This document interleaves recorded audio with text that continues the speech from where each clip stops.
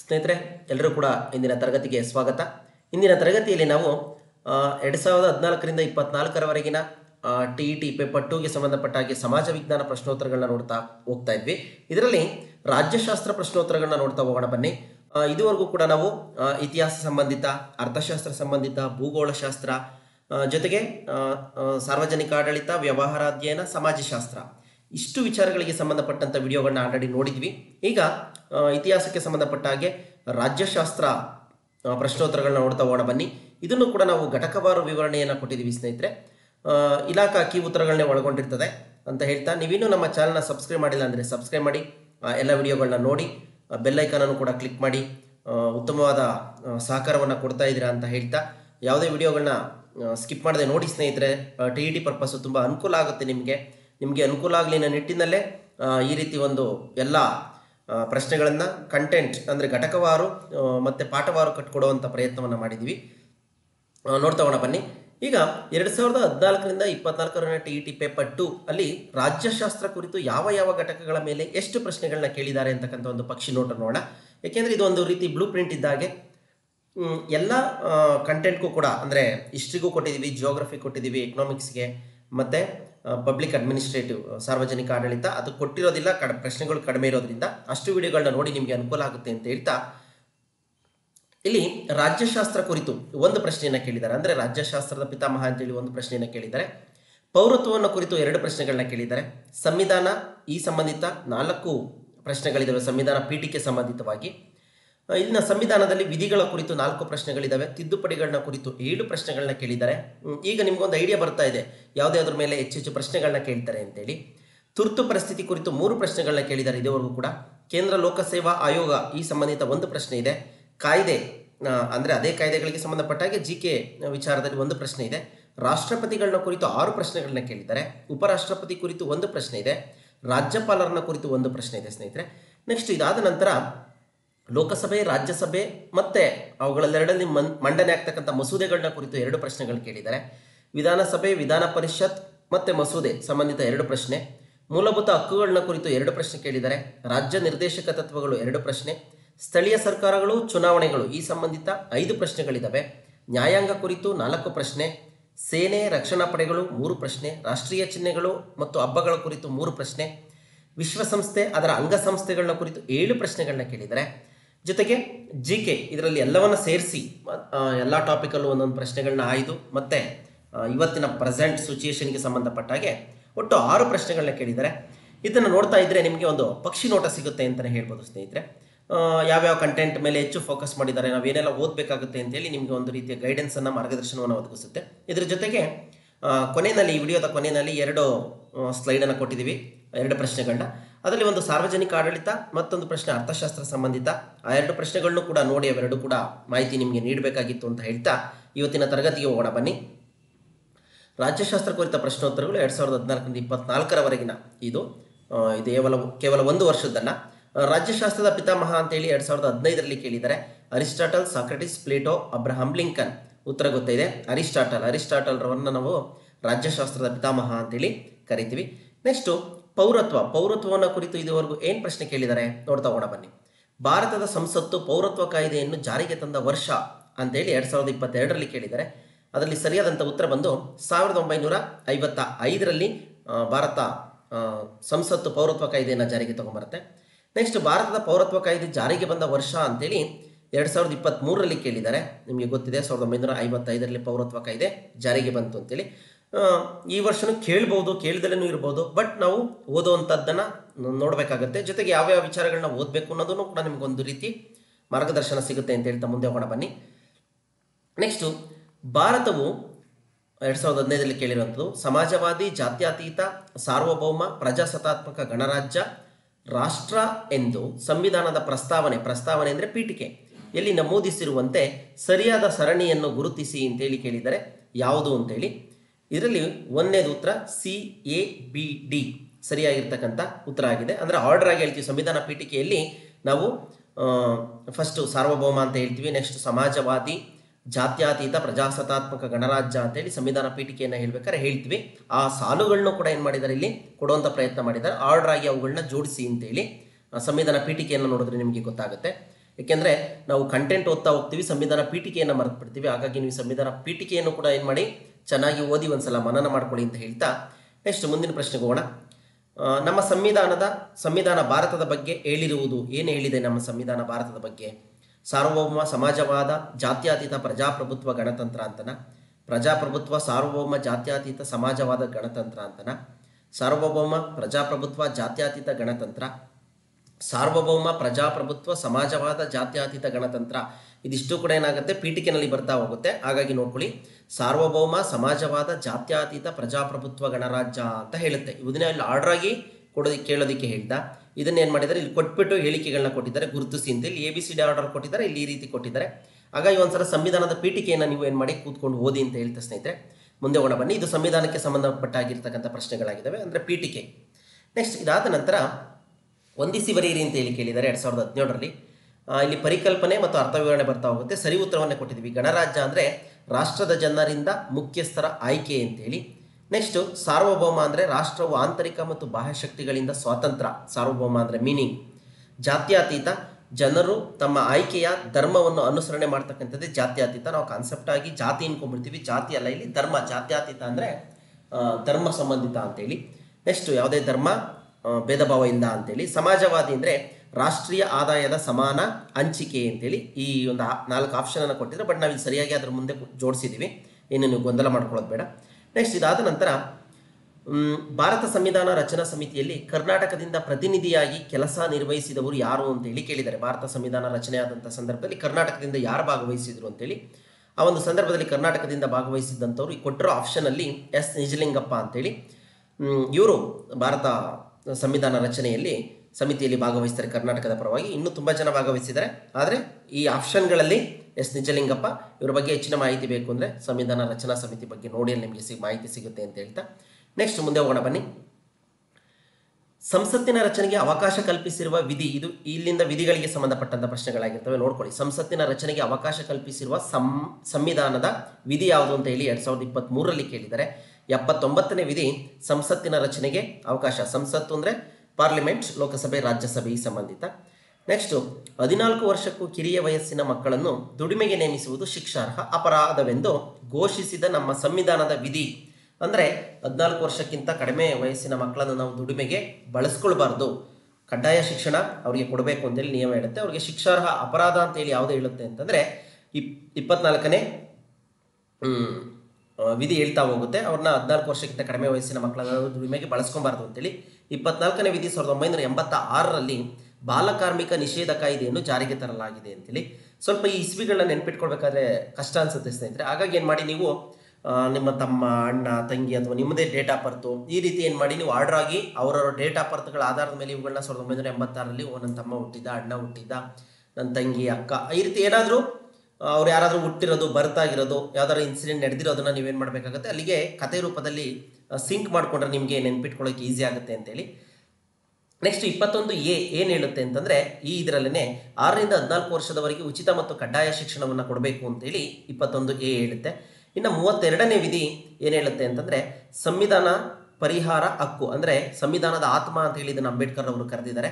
ಸಂವಿಧಾನದ ಪರಿಹಾರ ಹಕ್ಕು ಅಂದರೆ ನಮ್ಮ ಮೂಲಭೂತ ಹಕ್ಕುಗಳಿಗೆ ಏನಾದರೂ ತೊಂದರೆ ಆದಂಥ ಸಂದರ್ಭದಲ್ಲಿ ನಾವು ನ್ಯಾಯಾಂಗದ ಮೂಲಕ ಅದಕ್ಕೆ ಪರಿಹಾರವನ್ನು ಕಂಡುಕೊಳ್ಬೇಕು ಅಂತಕ್ಕಂಥದ್ದು ಹೇಳೋದೇ 32ನೇ ವಿಧಿ ಆಗಿರುತ್ತೆ. ನೆಕ್ಸ್ಟು 17ನೇ ವಿಧಿ ಏನು ಹೇಳುತ್ತೆ ಅಂದರೆ ಅಸ್ಪೃಶ್ಯತಾ ಆಚರಣೆಯ ನಿವಾರಣೆಯನ್ನು ಕುರಿತು ಹೇಳುತ್ತೆ. ಅಸ್ಪೃಶ್ಯತಾ ನಿಷೇಧ ಕಾಯ್ದೆ ಜಾರಿಗೆ ಬಂದದ್ದು 1989ರಲ್ಲಿ. ಇದಿಷ್ಟು ಕೂಡ ಈ 4 ಆಪ್ಷನ್ಗೆ ಸಂಬಂಧಪಟ್ಟಂಥ ಮಾಹಿತಿ ಸ್ನೇಹಿತರೆ. ನೋಡಿ ನೆನ್ಪಿಟ್ಕೊಳ್ಳಿ, ಯಾಕೆಂದರೆ ಈ ವಿಧಿಗಳು ನಮಗೆ ತುಂಬ ಕನ್ಫ್ಯೂಸ್ಗಳನ್ನ ಮಾಡ್ತಾ ಇರುತ್ತೆ. ಹಾಗಾಗಿ ಕನ್ಫ್ಯೂಸ್ ಮಾಡ್ಕೊಳ್ಳೋದು ಬೇಡ, ನೀವು ಚೆನ್ನಾಗಿ ಮನನ ಮಾಡಿ ನೋಟ್ಸ್ ಮಾಡ್ಕೊಳ್ಳಿ, ನಿಮಗೆ ಅನುಕೂಲ ಆಗುತ್ತೆ. ನಾನು ಹೇಳಿದಾಗೆ ಯಾವುದಾದ್ರು ಒಂದು ಘಟನೆಗೆ ಈ ಕಾಯ್ದೆಗಳನ್ನು ಅಥವಾ ವರ್ಷಗಳನ್ನು ಏನು ಮಾಡಿ ಸಿಂಕ್ ಮಾಡ್ಕೊಳ್ಳಿ, ನಿಮ್ಗೆ ಈ ನೆನಪಿನಲ್ಲಿ ಇಟ್ಕೊಳ್ಳೋಕ್ಕೆ ಅನುಕೂಲ ಆಗುತ್ತೆ ಅಂತೇಳಿ. ಇದಿಷ್ಟು ಕೂಡ ವಿಧಿಗಳಿಗೆ ಸಂಬಂಧಪಟ್ಟಂಥ ವಿಚಾರಗಳು. ಮುಂದೆನೂ ಕೂಡ ಇದೆ, ನೋಡ್ತಾ ಹೋಗೋಣ ಬನ್ನಿ. ಭಾರತೀಯ ಸಂವಿಧಾನ ಯಾವ ಅನುಚ್ಛೇದವು ಅಸ್ಪೃಶ್ಯತೆಯನ್ನು ರದ್ದು ಮಾಡಿತು ಅಂತೇಳಿ ಪ್ರಶ್ನೆ ಕೇಳಿದ್ದಾರೆ. ನೋಡಿ, ಹಿಂದೆ ಬಂದಂಥ ಪ್ರಶ್ನೆಯನ್ನೇ ಇಲ್ಲಿ ಕೇಳಿದ್ದಾರೆ. ಇಲ್ಲಿ 17ನೇ ಅನುಚ್ಛೇದ ಏನು ಮಾಡುತ್ತೆ, ಭಾರತೀಯ ಸಂವಿಧಾನದ ಅಸ್ಪೃಶ್ಯತೆಯನ್ನು ರದ್ದು ಮಾಡಿತ್ತು ಅಂತ ಹೇಳಿ ಹೇಳ್ತಾರೆ. 1955ರಲ್ಲಿ ಅಸ್ಪೃಶ್ಯತಾ ನಿವಾರಣಾ ಕಾಯ್ದೆಯನ್ನು ರೂಪಿಸಿತ್ತು. 1976ರಲ್ಲಿ ಕಾಯ್ದೆಗೆ ತಿದ್ದುಪಡಿ ತರುವುದರ ಮೂಲಕ ಈ ಕಾಯ್ದೆಗೆ ಏನಂತ ಹೆಸರು ಕೊಟ್ಟರು ಅಂದರೆ ನಾಗರಿಕ ಹಕ್ಕುಗಳ ಸಂರಕ್ಷಣಾ ಕಾಯ್ದೆ ಅಂತೇಳಿ ಮರುನಾಮಕರಣ ಮಾಡಿದ್ರು. ಇದ್ರ ಮೇಲೂ ಮತ್ತೆ ಇನ್ನೊಂದು ಪ್ರಶ್ನೆ ಇದೆ, ಏನಂತ ಮರುನಾಮಕರಣ ಮಾಡಿದ್ರು, ಅಸ್ಪೃಶ್ಯತಾ ಕಾಯ್ದೆಗೆ ತಿದ್ದುಪಡಿ ತಗೊಂಬಂತು ಅಂತೇಳಿ ನೆನ್ಪಿಟ್ಕೊಳ್ಳಿ. ಅಸ್ಪೃಶ್ಯತಾ ಆಚರಣೆಯನ್ನು ನಿಷೇಧಿಸಿರುವ ಸಂವಿಧಾನದ ವಿಧಿ ಯಾವುದು ಅಂತೇಳಿ ಕೇಳಿದ್ದಾರೆ. ಗುರುತಿಸ್ಬೋದು ನೀವು 17ನೇ ವಿಧಿ ಅಂತೇಳಿ. ನೋಡಿ, ಈ ರೀತಿ ಪ್ರಶ್ನೆಗಳನ್ನ ಕೇಳ್ತಾ ಹೋಗ್ತಿದ್ದಾರೆ. ನೋಡಿ, ಇದು 2015ರಲ್ಲಿ ಕೇಳಿದ್ರು, ಇದು 2022ರಲ್ಲಿ ಕೇಳಿದ್ದಾರೆ. ನಿಮ್ಗೊಂದು ಐಡಿಯಾ ಬರ್ತಾ ಇದೆ ಹೇಗೆ ನೆನ್ಪಿಟ್ಕೊಳ್ಳೋದು ಅಂತೇಳಿ. ಗಮನ ಇಟ್ಟು ಒಂಚೂರು ಕಸರತ್ತನ್ನು ಮಾಡಬೇಕಾಗತ್ತೆ. ಯಾಕೆಂದರೆ ಈ ಆರೋಗ್ಯ ಆಗಲಿ, ಹಣ ಆಗಲಿ, ವಿದ್ಯೆ ಆಗಲಿ, ಧರ್ಮ ಆಗಲಿ ಇವ್ಯಾವು ಕೂಡ ಈಸಿಯಾಗಿ ಬರುವಂಥದ್ದಲ್ಲ. ನಾವು ಒಂದು ಕಸರತ್ತನ್ನು ಮಾಡಬೇಕಾಗತ್ತೆ, ಮತ್ತು ಅದನ್ನು ಚೆನ್ನಾಗಿ ನಾವು ಮನನ ಮಾಡ್ತಾ ಇರಬೇಕಾಗತ್ತೆ ಅಂತ ಹೇಳ್ತಾ ಮುಂದೆ ಹೋಗೋಣ ಬನ್ನಿ. ಅಸ್ಪೃಶ್ಯತಾ ಅಪರಾಧ ಕಾಯ್ದೆಯು ತಿದ್ದುಪಡಿಯಾದ ರೂಪ ನೋಡಿ ಬಂತು ಮೇಲ್ಗಡೆದು. ಅಸ್ಪೃಶ್ಯತಾ ಅಪರಾಧ ಕಾಯ್ದೆಯನ್ನು ತಿದ್ದುಪಡಿ ಮಾಡಿ ಏನು ರೂಪ ಕೊಟ್ಟಿದ್ದೀವಿ ಅಂತೇಳಿ ಮೇಲ್ಗಡೆ ಹೇಳಿದಾಗೆ ನಾಗರಿಕ ಹಕ್ಕುಗಳ ಸಂರಕ್ಷಣಾ ಕಾಯ್ದೆ ಅಂತೇಳಿ 1976ರಲ್ಲಿ ಇದಕ್ಕೆ ಮರು ನಾಮಕರಣವನ್ನು ಮಾಡ್ತೀವಿ ಈ ಹೆಸರಿನಿಂದಾಗಿ. ಈ ಪಾಯಿಂಟನ್ನು ಕೂಡ ನೆನ್ಪಿಟ್ಕೊಳ್ಳಿ. ಈ ರೀತಿ ನಿಮಗೆ ಒಂದು ಕಂಟೆಂಟ್ಗಳನ್ನೆಲ್ಲ ಒಂದು ಕಡೆ ನೋಡ್ತಾ ಹೋದಾಗ ನಿಮ್ಗೊಂದು ಐಡಿಯಾ ಬರುತ್ತೆ ಮತ್ತು ಈಸಿ ಅನ್ಸೋದಕ್ಕೆ ಸ್ಟಾರ್ಟ್ ಆಗುತ್ತೆ ಸ್ನೇಹಿತರೆ. ಆ ಒಂದು ನಿಟ್ಟಿನಲ್ಲೇ ಕಾಮನ್ ಆಗಿ ವಿಡಿಯೋ ಮಾಡೋ ಬದಲಾಗಿ ನಿಮ್ಗೆ ಈ ರೀತಿ ಘಟಕವಾರು ಕಟ್ಕೊಟ್ರೆ ನಿಮಗೆ ತುಂಬ ಈಸಿ ಆಗುತ್ತೆ TETಗೆ ನೆನ್ಪಿಟ್ಕೊಳ್ಳೋಕ್ಕೆ ಅಂಥೇಳಿ ಈ ಒಂದು ಪ್ರಯತ್ನ ಮಾಡಿದ್ದೀವಿ. ನಿಮ್ಮ ಸಹಕಾರವನ್ನೆಲ್ಲ ಕೊಡಿ. ಎಲ್ಲ ವಿಡಿಯೋಗಳನ್ನ ನೋಡಿ. ಎಲ್ಲ ವಿಡಿಯೋಗಳು ಕನ್ನಡ ವ್ಯಾಕರಣಕ್ಕೆ ಸಂಬಂಧಪಟ್ಟಂಗೂ ಎಲ್ಲ ವಿಡಿಯೋಗಳಿದ್ದಾವೆ. ತುಂಬ ಒಳ್ಳೆಯ ರೆಸ್ಪಾನ್ಸ್ ಕೂಡ ಸಿಕ್ಕಿದೆ ಅಂತ ಹೇಳ್ತಾ ನೆಕ್ಸ್ಟು ಭಾರತ ಸಂವಿಧಾನದ ಕೆಲವು ಲಕ್ಷಣಗಳನ್ನು ಕೆಳಗೆ ನೀಡಲಾಗಿದೆ ಅಂತ ಹೇಳಿದ್ದಾರೆ. ಸೇಮ್ ಬಂತು ಸಮಾಜವಾದಿ, ವ್ಯಕ್ತಿ ಸ್ವಾತಂತ್ರ್ಯ, ಸಾರ್ವಭೌಮ, ಜಾತ್ಯತೀತ ಅಂತೇಳಿ. ಈ ಮೇಲಿನವುಗಳಲ್ಲಿ ಯಾವುದನ್ನು ಸಂವಿಧಾನದ 42ನೇ ತಿದ್ದುಪಡಿಯಂತೆ ಸೇರಿಸಲಾಗಿದೆ ಅಂತೇಳಿ ಕೇಳಿದ್ದಾರೆ. ಏನು ಪೀಠಿಕೆಯಲ್ಲಿ ಬರುತ್ತೆ ಅದರಲ್ಲಿ 42ನೇ ತಿದ್ದುಪಡಿ ಮಾಡಿ ಕೆಲವೊಂದನ್ನು ಸೇರಿಸಿದ್ದಾರೆ, ಕೆಲವೊಂದನ್ನು ತೆಗೆದುಹಾಕಿದ್ದಾರೆ. ಆ ಒಂದು ಇದರಲ್ಲಿ ಇದು ತಿದ್ದುಪಡಿಗೆ ಸಂಬಂಧಪಟ್ಟಾಗಿ ಮುಂದೆ ಬರ್ತಕ್ಕಂಥ ಪ್ರಶ್ನೆಗಳು ನೋಡಿ.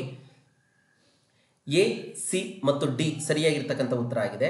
ಸಮಾಜವಾದಿಯನ್ನು ಸೇರಿಸಿದ್ದಾರೆ, ಸಾರ್ವಭೌಮತ್ವವನ್ನು ಸೇರಿಸಿದ್ದಾರೆ, ಜಾತ್ಯತೀತವನ್ನು ಸೇರಿಸಿದ್ದಾರೆ. ಆದರೆ ವ್ಯಕ್ತಿ ಸ್ವಾತಂತ್ರ್ಯ ಅಂತಕ್ಕಂಥ ಪಾಯಿಂಟು ಸಂವಿಧಾನ ಪೀಠಿಕೆಯಲ್ಲಿ ಇರೋದಿಲ್ಲ. ಓಕೆನಾ, 42ನೇ ತಿದ್ದುಪಡಿಯಂತೆ ಯಾವುದನ್ನು ಸೇರಿಸಿದ್ದಾರೆ ಅನ್ನೋದಾದರೆ ಆ ತಿದ್ದುಪಡಿ ಆಧಾರದ ಮೇಲೆ ಸಮಾಜವಾದಿ, ಸಾರ್ವಭೌಮ, ಜಾತ್ಯತೀತ, ಪ್ರಜಾಸತ್ತಾತ್ಮಕ ಗಣರಾಜ್ಯವನ್ನು ರೂಪಿಸುವುದಕ್ಕಾಗಿ ಅಂತಲೇ ಹೇಳಿಕೆ ಬರುತ್ತೆ ಪೀಠಿಕೆಯಲ್ಲಿ. ಚೆನ್ನಾಗಿ ಅಬ್ಸರ್ವ್ ಮಾಡಿ. 1976ರಲ್ಲಿ ಸಂವಿಧಾನದ 42ನೇ ತಿದ್ದುಪಡಿಯನ್ನು ಮಾಡಿ ಸಂವಿಧಾನ ಪ್ರಸ್ತಾವನೆಗೆ ಸಮಾಜವಾದಿ, ಜಾತ್ಯತೀತ, ಸಾರ್ವಭೌಮತ್ವ ಎಂಬ ಪದಗಳನ್ನು ಸೇರಿಸಲಾಯಿತು ಅಂತೇಳಿ ಬರುತ್ತೆ. ಈ ಪಾಯಿಂಟ್ಗಳನ್ನೆಲ್ಲ ಚೆನ್ನಾಗಿ ನೆನ್ಪಿಟ್ಕೊಳ್ಳಿ, ನಿಮ್ಗೆ ಅರ್ಥ ಆಗುತ್ತೆ. ಓಕೆನಾ.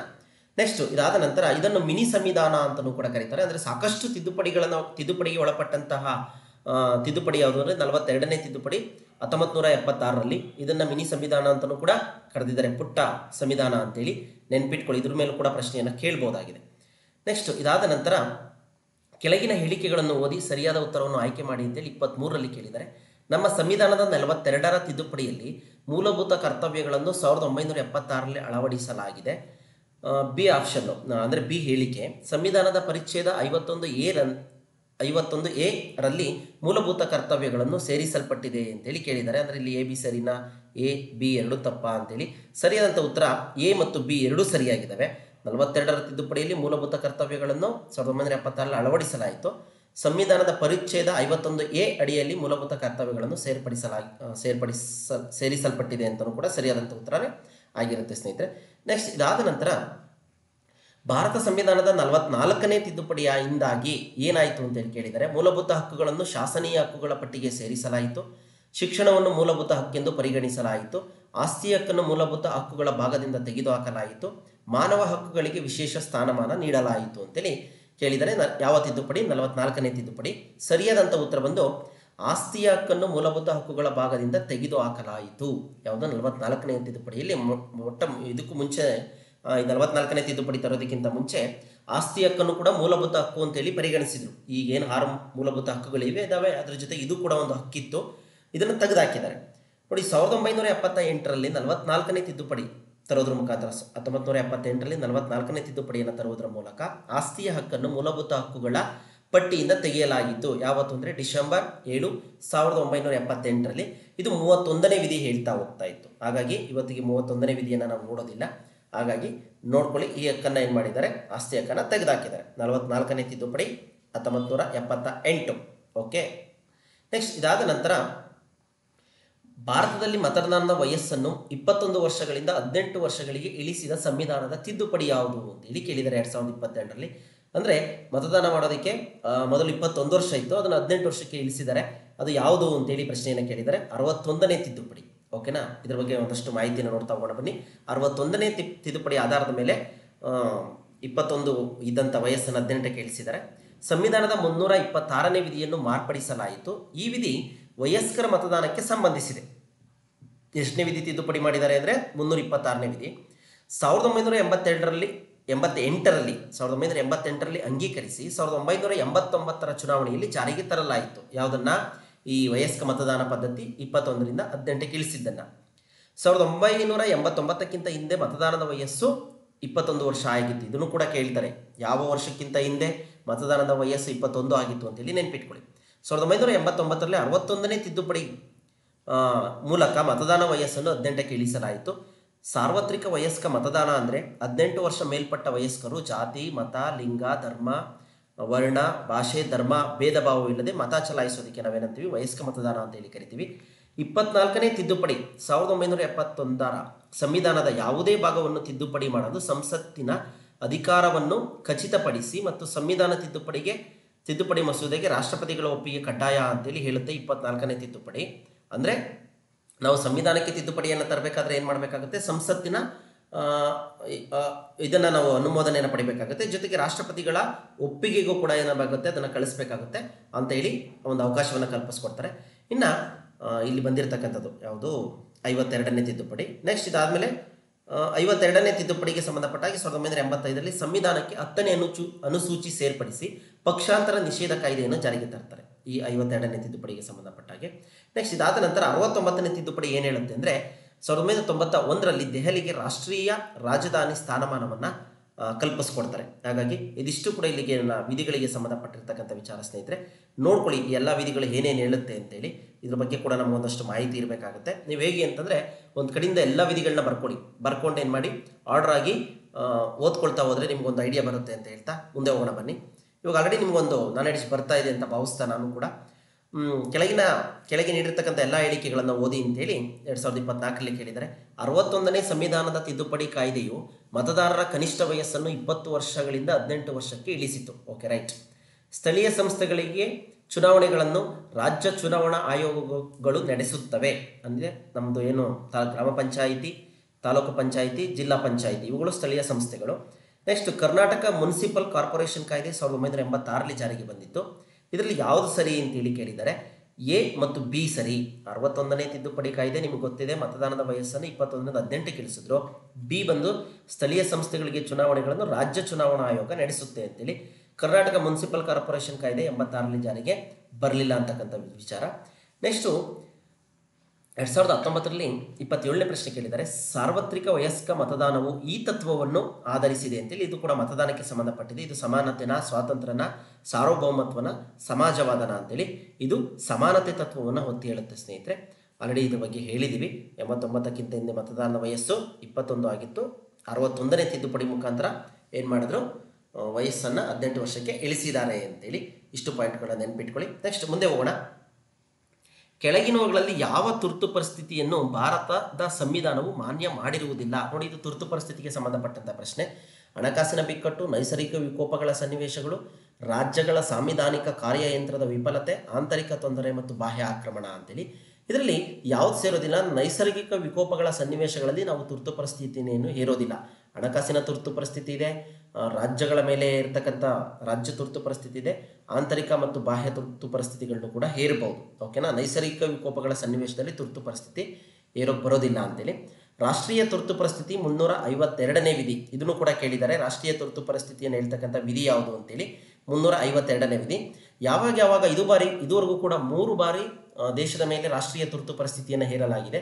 1962ರಲ್ಲಿ ಒಮ್ಮೆ, 1971ರಲ್ಲಿ ಒಮ್ಮೆ, 1975ರಲ್ಲಿ ತುರ್ತು ಪರಿಸ್ಥಿತಿಯನ್ನು ಘೋಷಿಸಲಾಗಿದೆ. ನಮಗೆಲ್ಲ ಜಾಸ್ತಿ ಗೊತ್ತಿರೋ ಹಾಗೆ ಇಂದಿರಾ ಗಾಂಧಿಯವರು ಏರಿರ್ತಕ್ಕಂಥ ತುರ್ತು ಪರಿಸ್ಥಿತಿ 1975ರಲ್ಲಿ. ಈ ಸಂಬಂಧಿತ ಒಂಚೂರು ಮಾಹಿತಿಯನ್ನು ಕಲೆ ಹಾಕೊಳ್ಳಿ. ಇನ್ನು ರಾಜ್ಯ ತುರ್ತು ಪರಿಸ್ಥಿತಿ ಬಂದು 356ನೇ ವಿಧಿ ಹೇಳುತ್ತೆ. ಸರ್ಕಾರದ ಆಡಳಿತದ ವಿರುದ್ಧ ರಾಜ್ಯಪಾಲರ ಶಿಫಾರಸ್ಸಿನ ಮೇರೆಗೆ ರಾಷ್ಟ್ರಪತಿಗಳು ರಾಜ್ಯ ತುರ್ತು ಪರಿಸ್ಥಿತಿಯನ್ನು ಘೋಷಿಸಬಹುದು. ಎಲ್ಲಿವರೆಗೆ ಅಂದರೆ 6 ತಿಂಗಳ ಅವಧಿಯವರೆಗೆ. ಏನಾದರೂ ರಾಜ್ಯದಲ್ಲಿ ಸರ್ಕಾರ ವಿಫಲತೆ ಆದಂಥ ಸಂದರ್ಭದಲ್ಲಿ ಅಥವಾ ಸರಿಯಾಗಿ ಆಡಳಿತ ನಡೆಸ್ತಾ ಇಲ್ಲ ಅಂತಕ್ಕಂಥ ಸಂದರ್ಭದಲ್ಲಿ ವಿಧಾನಸಭೆಯನ್ನು ವಿಸರ್ಜಿಸಿ ರಾಷ್ಟ್ರಪತಿಗಳ ಗಮನಕ್ಕೆ ತಗೊಂಬಂದು ರಾಜ್ಯಪಾಲರೇ ಏನು ಮಾಡ್ತಾರೆ? ಅದನ್ನು ಆಡಳಿತವನ್ನು ಮಾಡಿಕೊಡ್ತಿರ್ತಾರೆ. ಜೊತೆಗೆ 6 ತಿಂಗಳು ಒಳಗಾಗಿ ಏನು ಮಾಡಬೇಕಾಗುತ್ತೆ? ನಾವು ಮತ್ತೆ ಎಲೆಕ್ಷನನ್ನು ಮಾಡಿ ವಿಧಾನಸಭೆಯನ್ನು ರಚನೆ ಮಾಡಬೇಕಾಗುತ್ತೆ. ಇದು ರಾಜ್ಯ ತುರ್ತು ಪರಿಸ್ಥಿತಿಗೆ ಸಂಬಂಧಪಟ್ಟಿದ್ದು. ಕರ್ನಾಟಕದಲ್ಲಿ 20/1/2008ರಿಂದ 29/5/2008ರವರೆಗೆ ಘೋಷಿಸಲಾಗಿತ್ತು ಈ ರಾಜ್ಯ ತುರ್ತು ಪರಿಸ್ಥಿತಿಯನ್ನು. ಇನ್ನು ಹಣಕಾಸಿನ ತುರ್ತು ಪರಿಸ್ಥಿತಿ ಕುರಿತು 360ನೇ ವಿಧಿ ಹೇಳುತ್ತೆ. ಇದುವರೆಗೂ ಕೂಡ ಇದನ್ನು ಘೋಷಣೆ ಮಾಡಿಲ್ಲ ಹಣಕಾಸಿನ ತುರ್ತು ಪರಿಸ್ಥಿತಿ ಕುರಿತು. ಈ ಒಂದು ವಿಚಾರವನ್ನು ನೆನ್ಪಿಟ್ಕೊಳ್ಳಿ. ಇದ್ರ ಮೇಲೂ ಕೂಡ ಪ್ರಶ್ನೆ ಕೇಳಿದ್ದಾರೆ, ಯಾವ ತುರ್ತು ಪರಿಸ್ಥಿತಿಯನ್ನು ಇದುವರೆಗೂ ಕೂಡ ಏರಲಾಗಿಲ್ಲ ಅಂತೇಳಿ. ಹಣಕಾಸಿನ ತುರ್ತು ಪರಿಸ್ಥಿತಿಯನ್ನು ಘೋಷಣೆ ಮಾಡಿರೋದಿಲ್ಲ. ನೆಕ್ಸ್ಟ್ ಇದಾದ ನಂತರ ರಾಷ್ಟ್ರೀಯ ತುರ್ತು ಪರಿಸ್ಥಿತಿಯನ್ನು ಜಾರಿಗೊಳಿಸಲು ರಾಷ್ಟ್ರಪತಿಯವರಿಗೆ ಅಧಿಕಾರ ನೀಡುವ ಸಂವಿಧಾನದ ವಿಧಿ ಯಾವುದು ಅಂತ ನೋಡಿ ಕೇಳಿದ್ರು. ಗೊತ್ತಿದೆ ನಿಮಗೆ, 352ನೇ ವಿಧಿ ಮೇಲೆ ಹೇಳಿದ್ದೀವಿ ನೋಡಿ. ಈ ರೀತಿ ಕೂಡ ಪ್ರಶ್ನೆಗಳನ್ನ ಕೇಳ್ತಾರೆ, ನೆನ್ಪಿಟ್ಕೊಳ್ಳಿ. ಪಟ್ಟಿ 1 ಪಟ್ಟಿ 2ರೊಂದಿಗೆ ಹೊಂದಿಸಿ ಮತ್ತು ಸರಿಯಾದದ್ದನ್ನು ಆರಿಸಿ ಅಂತೇಳಿ 2024ರಲ್ಲಿ ಕೇಳಿದರೆ. ಪಟ್ಟಿ 1 ಮತ್ತು ಪಟ್ಟಿ 2 ಭಾರತ ಚುನಾವಣಾ ಆಯೋಗದ ರಚನೆ. ಸರಿಯಾದ ಉತ್ತರವನ್ನೇ ಕೊಟ್ಬಿಟ್ಟಿದ್ದೀವಿ ಸ್ನೇಹಿತರೆ, ನೋಡ್ಕೊಳ್ಳಿ. ಇಲ್ಲಿ ಅದ್ರ ಬದಲಾಗಿ ಕೊಟ್ಟಿದ್ರು, ನಾವಿಲ್ಲಿ ಮ್ಯಾಚ್ ದ ಫಾಲೋವಿಂಗ್ ಸರಿಯಾಗಿ ಮಾಡಿದ್ದೀವಿ. 324ನೇ ವಿಧಿ ಹೇಳುತ್ತೆ. ರಾಷ್ಟ್ರೀಯ ತುರ್ತು ಪರಿಸ್ಥಿತಿ ನಿಮಗೆ ಗೊತ್ತಿದೆ, 352ನೇ ವಿಧಿ. ಹಣಕಾಸು ತುರ್ತು ಪರಿಸ್ಥಿತಿ ಈಗ ತಾನೇ ನೋಡಿದ್ವಿ, 356ನೇ ವಿಧಿ. ಶಿಕ್ಷಣವನ್ನು ಮೂಲಭೂತ ಹಕ್ಕಾಗಿ ಪರಿಗಣಿಸಿದ ವಿಧಿ ಯಾವುದಂದ್ರೆ 21A ಈ ವಿಧಿ. ಇದನ್ನು ಕೂಡ ನೋಡಿದ್ದೀವಿ. ಸರಿಯಾದ ಉತ್ತರವನ್ನು ನೀಡಿದೆ. ಇನ್ ಕೇಸ್ ಏನಾದರೂ ನಿಮಗೆ ಕ್ವಶನ್ ಪೇಪರಲ್ಲಿ ಬೇಕಾದರೆ ಅದ್ರ 3ನೇ ಆಪ್ಷನ್ ಆಗಿತ್ತು. ಇಲ್ಲಿ ನಿಮ್ಗೆ ಏನು ಆಪ್ಷನ್ ಅವಶ್ಯಕತೆ ಇಲ್ಲ, ನೇರವಾಗಿ ಅದ್ರ ಮುಂದೆ ಕೂಡ ಏನು ಮಾಡಿದ್ದೀವಿ, ಕೊಟ್ಟಿದ್ದೀವಿ. ನೆಕ್ಸ್ಟು ಮುಂದೆ ಹೋಗೋಣ ಬನ್ನಿ. ಸಂವಿಧಾನದ ವಿಧಿ 315ರ ಅಡಿಯಲ್ಲಿ ಸ್ಥಾಪಿತವಾದ ಸಂವಿಧಾನಾತ್ಮಕ ಆಯೋಗ ಯಾವುದು ಅಂತೇಳಿ ಕೇಳಿದ್ದಾರೆ. 315ರ ಅಡಿಯಲ್ಲಿ ಸ್ಥಾಪಿತವಾದಂಥ ಆಯೋಗ ಯಾವುದು ಅಂತೇಳಿ ಕೇಂದ್ರ ಲೋಕಸೇವಾ ಆಯೋಗ ಅಂತಕ್ಕಂಥದ್ದು ಸ್ಥಾಪಿತವಾಗುತ್ತೆ. ನೆಕ್ಸ್ಟ್ ನೋಡ್ಕೊಳ್ಳಿ ಈ ಪಾಯಿಂಟನ್ನು. ಆಯೋಗಗಳು ಕೂಡ ಯಾವ ಯಾವ ವರ್ಷದಲ್ಲಿ ಸ್ಥಾಪನೆ ಆದವು ಅಂತೇಳಿ, ಮತ್ತು ಯಾವ ಯಾವ ವಿಧಿಯ ಅಡಿಗಳಲ್ಲಿ ಅಂತೇಳಿ. ನೆಕ್ಸ್ಟ್ ಇದಾದ ನಂತರ ಕೆಳಗೆ ನೀಡಿರುವ ಎಲ್ಲ ಹೇಳಿಕೆಗಳನ್ನು ಓದಿರಿ. ಕನಿಷ್ಠ ಕೂಲಿ ಕಾಯ್ದೆಯು 1948ರಲ್ಲಿ ಜಾರಿಗೆ ಬಂದಿತ್ತು. 86ನೇ ಸಂವಿಧಾನ ತಿದ್ದುಪಡಿ ಕಾಯ್ದೆಯ ಮೂಲಕ 11ನೇ ಮೂಲಭೂತ ಕರ್ತವ್ಯವನ್ನು ಸೇರಿಸಲಾಯಿತು. 1947ರ ಡಿಸೆಂಬರ್ 13ರಂದು ಧ್ಯೇಯ ನಿರ್ಣಯವನ್ನು ಮಂಡಿಸಲಾಯಿತು. ಭಾರತದ ಸಂವಿಧಾನದ 352ನೇ ವಿಧಿಯು ರಾಜ್ಯ ತುರ್ತು ಪರಿಸ್ಥಿತಿಗೆ ಸಂಬಂಧಿಸಿದೆ. ಆಲ್ರೆಡಿ ಗೊತ್ತು ನಿಮಗೆ, ಅದು ರಾಷ್ಟ್ರೀಯ ತುರ್ತು ಪರಿಸ್ಥಿತಿ, ರಾಜ್ಯ ತುರ್ತು ಪರಿಸ್ಥಿತಿ ಅಲ್ಲ ಅಂತೇಳಿ. ಈ ಮೇಲಿನ ಹೇಳಿಕೆಗಳಿಗೆ ಸಂಬಂಧಿಸಿದಂತೆ ಸರಿಯಾದ ಆಯ್ಕೆಯನ್ನು ಆರಿಸಿ ಅಂತೇಳಿ ಕೇಳಿದ್ದಾರೆ. ಆಲ್ರೆಡಿ ನಿಮಗೆ ಗೊತ್ತಿದೆ, 1 ಮಾತ್ರ, 2 ಮಾತ್ರ, 3, 4 ಯಾವ ಹೇಳಿಕೆಗಳು ಸರಿ ಅಂತೇಳಿ. ನಿಮಗೆ ಗೊತ್ತಿದೆ 2 ಹೇಳಿಕೆಗಳು ಮಾತ್ರ ಸರಿ. ಯಾವ 2 ಹೇಳಿಕೆಗಳು ಅಂದರೆ, ಕನಿಷ್ಠ ಕೂಲಿ ಕಾಯ್ದೆ 1948ರಲ್ಲಿ ಜಾರಿಗೆ ಬಂದಿತ್ತು. 86ನೇ ಸಂವಿಧಾನದ ತಿದ್ದುಪಡಿ ಕಾಯ್ದೆಯ ಮೂಲಕ 11ನೇ ಮೂಲಭೂತ ಕರ್ತವ್ಯವನ್ನು ಸೇರಿಸಲಾಯಿತು ಅಂತೇಳಿ. 86ನೇ ಸಂವಿಧಾನ ತಿದ್ದುಪಡಿ ಕಾಯ್ದೆ 2002ರಲ್ಲಿ ಮೂಲಕ 11ನೇ ಮೂಲಭೂತ ಕರ್ತವ್ಯವನ್ನು ಸೇರಿಸಲಾಯಿತು. ಯಾವುದು 11ನೇ ಮೂಲಭೂತ ಕರ್ತವ್ಯ ಅಂದರೆ, 6ರಿಂದ 14 ವರ್ಷದ ಮಕ್ಕಳಿಗೆ ಕಡ್ಡಾಯ ಶಿಕ್ಷಣವನ್ನು ನೀಡಬೇಕು ಅಂತಕ್ಕಂಥದ್ದು ತಂದೆ ತಾಯಿಗಳ ಜವಾಬ್ದಾರಿ ಆಗಿರುತ್ತೆ. ಇದನ್ನು 21A ಹೇಳುತ್ತೆ ಅಂತೇಳಿ. ಇದರ ಬಗ್ಗೆ ಸಾಕಷ್ಟು ಪ್ರಶ್ನೆಗಳನ್ನ ಕೇಳಿದ್ದಾರೆ ಸ್ನೇಹಿತರೆ. 6ರಿಂದ 14 ವರ್ಷದವರಿಗೆ ಉಚಿತ ಮತ್ತು ಕಡ್ಡಾಯ ಶಿಕ್ಷಣ RTE ಸಂಬಂಧಿತ ನೋಡ್ಕೊಳ್ಳಿ. 1947ರ ಜನವರಿ 22ರಂದು ಧ್ಯೇಯ ನಿರ್ಣಯವನ್ನು ಮಂಡಿಸಲಾಯಿತು. ಓಕೆನಾ, ಧ್ಯೇಯ ನಿರ್ಣಯವನ್ನು ಮಂಡಿಸಿ 1949 ನವೆಂಬರ್ 26ರಂದು ಅಳವಡಿಕೆ ಮಾಡಿಕೊಳ್ಳಲಾಯಿತು. ಈ ಪಾಯಿಂಟನ್ನು ನೆನ್ಪಿಟ್ಕೊಳ್ಳಿ. ಧ್ಯೇಯ ನಿರ್ಣಯ ಅಂತಕ್ಕಂಥದ್ದು 1947 ಜನವರಿ 22ರಲ್ಲಿ ಮಂಡಿಸಿತು, ಡಿಸೆಂಬರ್ 13 ಅಲ್ಲ. ನೆಹರೂರವರು ಮಂಡಿಸ್ತಾರೆ ಇದು ಸಂಬಂಧಪಟ್ಟ ಹಾಗೆ. ಭಾರತ ಸಂವಿಧಾನದ 356ನೇ ವಿಧಿಯು ರಾಜ್ಯ ಪರಿಸ್ಥಿತಿಗೆ ಸಂಬಂಧಿಸಿದೆ ಅಂತೇಳಿ. ಇಲ್ಲಿ 352 ಬಂದು ರಾಜ್ಯ ತುರ್ತು ಪರಿಸ್ಥಿತಿ, 356 ಬಂದು ರಾಜ್ಯ ತುರ್ತು ಪರಿಸ್ಥಿತಿ, 352 ಬಂದು ರಾಷ್ಟ್ರೀಯ ತುರ್ತು ಪರಿಸ್ಥಿತಿ. ಈ ಪಾಯಿಂಟ್ಗಳನ್ನ ಚೆನ್ನಾಗಿ ನೆನ್ಪಿಟ್ಕೊಳ್ಳಿ. ಇನ್ನು ರಾಷ್ಟ್ರಪತಿಗಳ ಕುರಿತು ಏನೆಲ್ಲ ಪ್ರಶ್ನೆಗಳನ್ನ ಕೇಳಿದ್ದಾರೆ ಅಂತ ನೋಡ್ತಾ ಹೋಗೋಣ ಬನ್ನಿ. ನಮ್ಮ ರಾಷ್ಟ್ರವನ್ನು ಗಣರಾಜ್ಯವೆಂದು ಕರೆಯಲು ಕಾರಣ ಏನು ಅಂತೇಳಿ 2014ರಲ್ಲಿ ಕೇಳಿದ್ದಾರೆ. ನಮ್ಮ ರಾಷ್ಟ್ರವು ವಿವಿಧ ರಾಜ್ಯಗಳಿಂದ ಕೂಡಿರುವುದರಿಂದ, ನಮ್ಮ ರಾಷ್ಟ್ರವನ್ನು ಪ್ರಧಾನಮಂತ್ರಿ ಆಳ್ವಿಕೆ ಮಾಡುವುದರಿಂದ, ನಮ್ಮ ರಾಷ್ಟ್ರವು ಕೇಂದ್ರಾಡಳಿತ ಪ್ರದೇಶಕ್ಕೆ ಒಳಪಟ್ಟಿರುವುದರಿಂದ, ನಮ್ಮ ರಾಷ್ಟ್ರದ ರಾಷ್ಟ್ರಾಧ್ಯಕ್ಷರನ್ನು ಚುನಾಯಿಸಲ್ಪಡುವುದರಿಂದ ಅಂತೇಳಿ.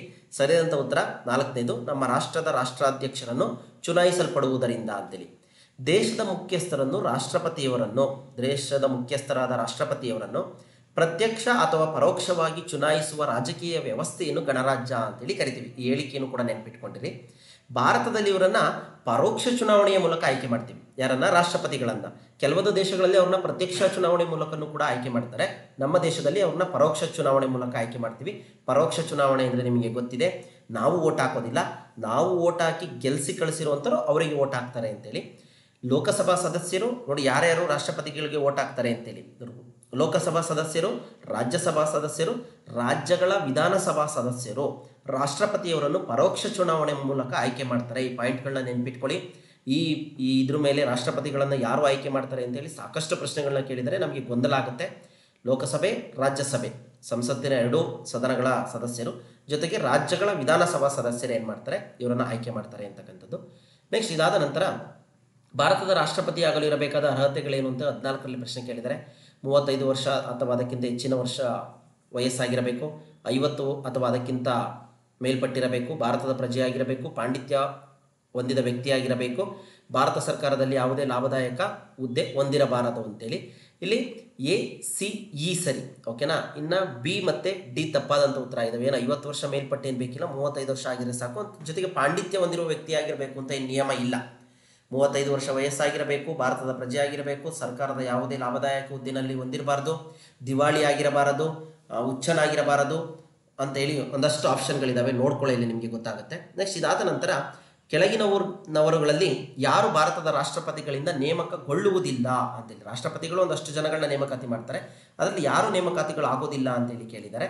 ಲೋಕಸಭಾ ಸ್ಪೀಕರನ್ನು ನಾವು ರಾಷ್ಟ್ರಪತಿಗಳು ನೇಮಕಾತಿ ಮಾಡೋದಿಲ್ಲ.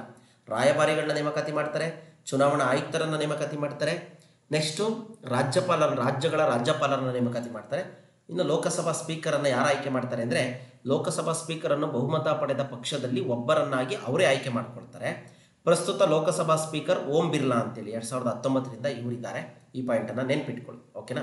ನೆಕ್ಸ್ಟ್ ಇದಾದ ನಂತರ ರಾಜ್ಯಸಭೆಗೆ ರಾಷ್ಟ್ರಪತಿಯವರು ನಾಮಕರಣ ಮಾಡುವ ಸದಸ್ಯರ ಸಂಖ್ಯೆ ಎಷ್ಟು ಅಂತೇಳಿ ಕೇಳಿದ್ದಾರೆ.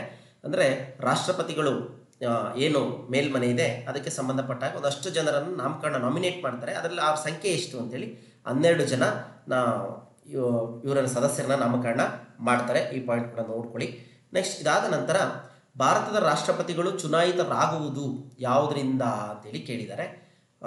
ಸಂಸತ್ತಿನ ಅಂದರೆ ಲೋಕಸಭೆ, ರಾಜ್ಯಸಭೆ, ಸಂಸತ್ತು ಅಂದರೆ ಸಂಸತ್ತಿನ ಮತ್ತು ಎಲ್ಲ ರಾಜ್ಯ ವಿಧಾನಸಭೆಗಳ ಚುನಾಯಿತ ಸದಸ್ಯರಿಂದ ಏನಾಗ್ತಾರೆ, ಆಯ್ಕೆ ಆಗ್ತಾರೆ. ಇದನ್ನು ಆಲ್ರೆಡಿ ವಿವರಣೆ ಕೊಟ್ಟಿದ್ದೀವಿ ನಿಮಗೆ. 2019ರಲ್ಲಿ ಕೇಳಿದ್ದಾರೆ. ಮುಖ್ಯ ಚುನಾವಣಾ ಆಯುಕ್ತರು ರಾಷ್ಟ್ರಪತಿಗಳಿಂದ ನೇಮಕ ಆಗ್ತಾರೆ, ಸಂಸತ್ತಿನಿಂದ ಚುನಾಯಿತರಾಗ್ತಾರೆ, ಸಂಸದೀಯ ಮಂತ್ರಿಗಳಿಂದ ನೇಮಕಗೊಳ್ಳುತ್ತಾರೆ, ಪ್ರಧಾನಮಂತ್ರಿಯವರಿಂದ ನಾಮನಿರ್ದೇಶನಗೊಳ್ಳುತ್ತಾರೆ ಅಂತೇಳಿ. ಇವರು ಮುಖ್ಯ ಚುನಾವಣಾ ಆಯುಕ್ತರು ಕೂಡ ಏನಾಗ್ತಾರೆ, ರಾಷ್ಟ್ರಪತಿಗಳಿಂದ ನೇಮಕಗೊಳ್ಳುತ್ತಾರೆ. ನೆಕ್ಸ್ಟ್ ಉಪರಾಷ್ಟ್ರಪತಿ ಕುರಿತು ಒಂದು ಪ್ರಶ್ನೆಯನ್ನು ಕೇಳಿದರೆ ನೋಡ್ತಾ ಬನ್ನಿ. ಇದು ರಾಜ್ಯಪಾಲರಿಗೆ, ಉಪರಾಷ್ಟ್ರಪತಿದ ಮೇಲೆ ಬರುತ್ತೆ. ರಾಜ್ಯಪಾಲರ ಪ್ರಮುಖ ಕರ್ತವ್ಯಗಳಲ್ಲಿ ಒಂದಾಗಿದೆ ಅಂತ ಹೇಳಿ ಕೇಳಿದ್ದಾರೆ. ವಿಧಾನ ಪರಿಷತ್ಗೆ 8/1 ಸದಸ್ಯರನ್ನು ನೇಮಿಸುವ ಅಧಿಕಾರವಿದೆ, ಇದೇನಿಲ್ಲ. ರಾಜ್ಯದಲ್ಲಿ ಸುಗ್ರೀವಾಜ್ಞೆ ಹೊರಡಿಸುವ ಅಧಿಕಾರ ಇದೆ. ಸುಪ್ರೀಂ ಕೋರ್ಟ್ ನ್ಯಾಯಾಧೀಶರ ನೇಮಕಾತಿಗೆ ಸಲಹೆ ನೀಡುವ ಅಧಿಕಾರ ಇದೆ, ಇಲ್ಲ. ರಾಜ್ಯಸಭೆಯ ಅಧ್ಯಕ್ಷರನ್ನು ನೇಮಿಸುವ ಅಧಿಕಾರವಿದೆ, ಇಲ್ಲ. ರಾಜ್ಯದಲ್ಲಿ ಸುಗ್ರೀವಾಜ್ಞೆಯನ್ನು ಹೊರಡಿಸುವ ಅಧಿಕಾರ ಇರತಕ್ಕಂಥದ್ದು ರಾಜ್ಯಪಾಲರಿಗೆ, ರಾಷ್ಟ್ರಪತಿಯವರ ಅವರ ಗಮನಕ್ಕೆ ತಗೊಂಬಂದು. ಇನ್ನು ಉಪರಾಷ್ಟ್ರಪತಿ ಯಾವುದು ಅಂತಂದರೆ 213 ವಿಧಿಯ ಪ್ರಕಾರ ರಾಜ್ಯದಲ್ಲಿ ವಿಧಾನಮಂಡಲವು ಅಧಿವೇಶನದಲ್ಲಿ ಇಲ್ಲದಿದ್ದಾಗ 6 ತಿಂಗಳ ಕಾಲಾವಧಿಗೆ ಸುಗ್ರೀವಾಜ್ಞೆಯನ್ನು ಹೊರಡಿಸಬಹುದು. ಅಂದರೆ ಹೇಳಿದ್ವಲ್ಲ, ರಾಷ್ಟ್ರಪತಿಗಳ ಆಡಳಿತವನ್ನು ರಾಜ್ಯಗಳಲ್ಲಿ ತರಬಹುದು ಅಂತ ಆ ಮಾಹಿತಿ. ನೆಕ್ಸ್ಟು ರಾಜ್ಯಸಭೆಯ ಚೇರ್ಮನ್ ಇವರಾಗಿರುತ್ತಾರೆ ಅಂತೇಳಿ ಉಪರಾಷ್ಟ್ರಪತಿಗಳಿಗೆ ಸಂಬಂಧಪಟ್ಟಾಗಿ ಒಂದು ಪ್ರಶ್ನೆ ಇದೆ. ರಾಷ್ಟ್ರಪತಿ, ಗೃಹ ಮಂತ್ರಿ, ಪ್ರಧಾನಮಂತ್ರಿ, ಉಪರಾಷ್ಟ್ರಪತಿಗಳು ಅಂತೇಳಿ. ರಾಜ್ಯಸಭೆಯ ಚೇರ್ಮನ್ ಯಾರಾಗಿರ್ತಾರೆ ಅಂದರೆ ಉಪರಾಷ್ಟ್ರಪತಿಗಳಾಗಿರ್ತಾರೆ. ಮೇಲ್ಮನೆಯ ಅಧ್ಯಕ್ಷರು ಇವರಾಗಿರ್ತಾರೆ, ರಾಜ್ಯಸಭೆಯ ಅಧ್ಯಕ್ಷರು ಉಪರಾಷ್ಟ್ರಪತಿಗಳಾಗಿರ್ತಾರೆ. ಓಕೆ. ನೆಕ್ಸ್ಟ್ ಲೋಕಸಭೆ, ರಾಜ್ಯಸಭೆ ಮತ್ತು ಮಸೂದೆಗಳ ಕುರಿತು ಏನು ಪ್ರಶ್ನೆ ಕೇಳಿದ್ದಾರೆ ನೋಡ್ತಾ ಹೋಗೋಣ ಬನ್ನಿ. ಕೆಳಗಿನ ಹೇಳಿಕೆಗಳನ್ನು ಸರಿ ಇದ್ರೆ ಟ್ರೂ ಅಂತೇಳಿ, ಟಿ ಅಂತೇಳಿ, ತಪ್ಪಿದ್ರೆ ಎಫ್ ಫಾಲ್ಸ್ ಅಂತೇಳಿ ಅದನ್ನು ಅನುಕ್ರಮವಾಗಿ ಜೋಡಣೆಗಳನ್ನು ಆಯ್ಕೆ ಮಾಡಿ ಅಂತೇಳಿ ಕೇಳಿದರೆ, ಹಣಕಾಸಿನ ಮಸೂದೆಯನ್ನು ಮೊದಲು ರಾಜ್ಯಸಭೆಯಲ್ಲಿ ಮಂಡಿಸಬೇಕು. ಲೋಕಸಭೆ ಮತ್ತು ರಾಜ್ಯಸಭೆಗಳೆರಡೂ ಸಂವಿಧಾನ ತಿದ್ದುಪಡಿಯ ಅಧಿಕಾರವನ್ನು ಹೊಂದಿವೆ. ಸಂಸತ್ತು 2 ಅಥವಾ ಅದಕ್ಕಿಂತ ಹೆಚ್ಚು ರಾಜ್ಯಗಳಿಗೆ ಒಂದೇ ಉಚ್ಚ ನ್ಯಾಯಾಲಯ ಸ್ಥಾಪನೆ ಮಾಡುವ ಅಧಿಕಾರವನ್ನು ಹೊಂದಿದೆ. ಸಚಿವರು ವೈಯಕ್ತಿಕವಾಗಿ ರಾಷ್ಟ್ರಪತಿಯವರಿಗೆ ಜವಾಬ್ದಾರರಾಗಿರುತ್ತಾರೆಯೇ ಹೊರತು ಸಾಮೂಹಿಕ ಲೋಕಸಭೆಗಲ್ಲ ಅಂತೇಳಿ ಒಂದಷ್ಟು ಕೇಳಿದ್ದಾರೆ ಆಯ್ಕೆಗಳನ್ನ. ಇಲ್ಲಿ ಮೊದಲನೇದು ತಪ್ಪು. ಓಕೆನಾ. ಅದನ್ನು ಲೋಕಸಭೆಯಲ್ಲಿ ಮಂಡಿಸಬೇಕು ಹಣಕಾಸಿನ ಮಸೂದೆಗಳನ್ನ. ಎರಡನೇದು ಸರಿ, ಮೂರನೇ ಸಿ ಸರಿ, ಎಫ್ ಅಂತಕ್ಕಂಥದ್ದು ತಪ್ಪಾಗಿರುತ್ತೆ. ಹೀಗಾಗಿ ನೋಡ್ಕೊಳ್ಳಿ, ಇಲ್ಲಿ ಬಿ ಮತ್ತು ಸಿ ಮಾತ್ರ ಸರಿ, ಎ ಮತ್ತು ಡಿ ತಪ್ಪಾಗಿದ್ದಾವೆ.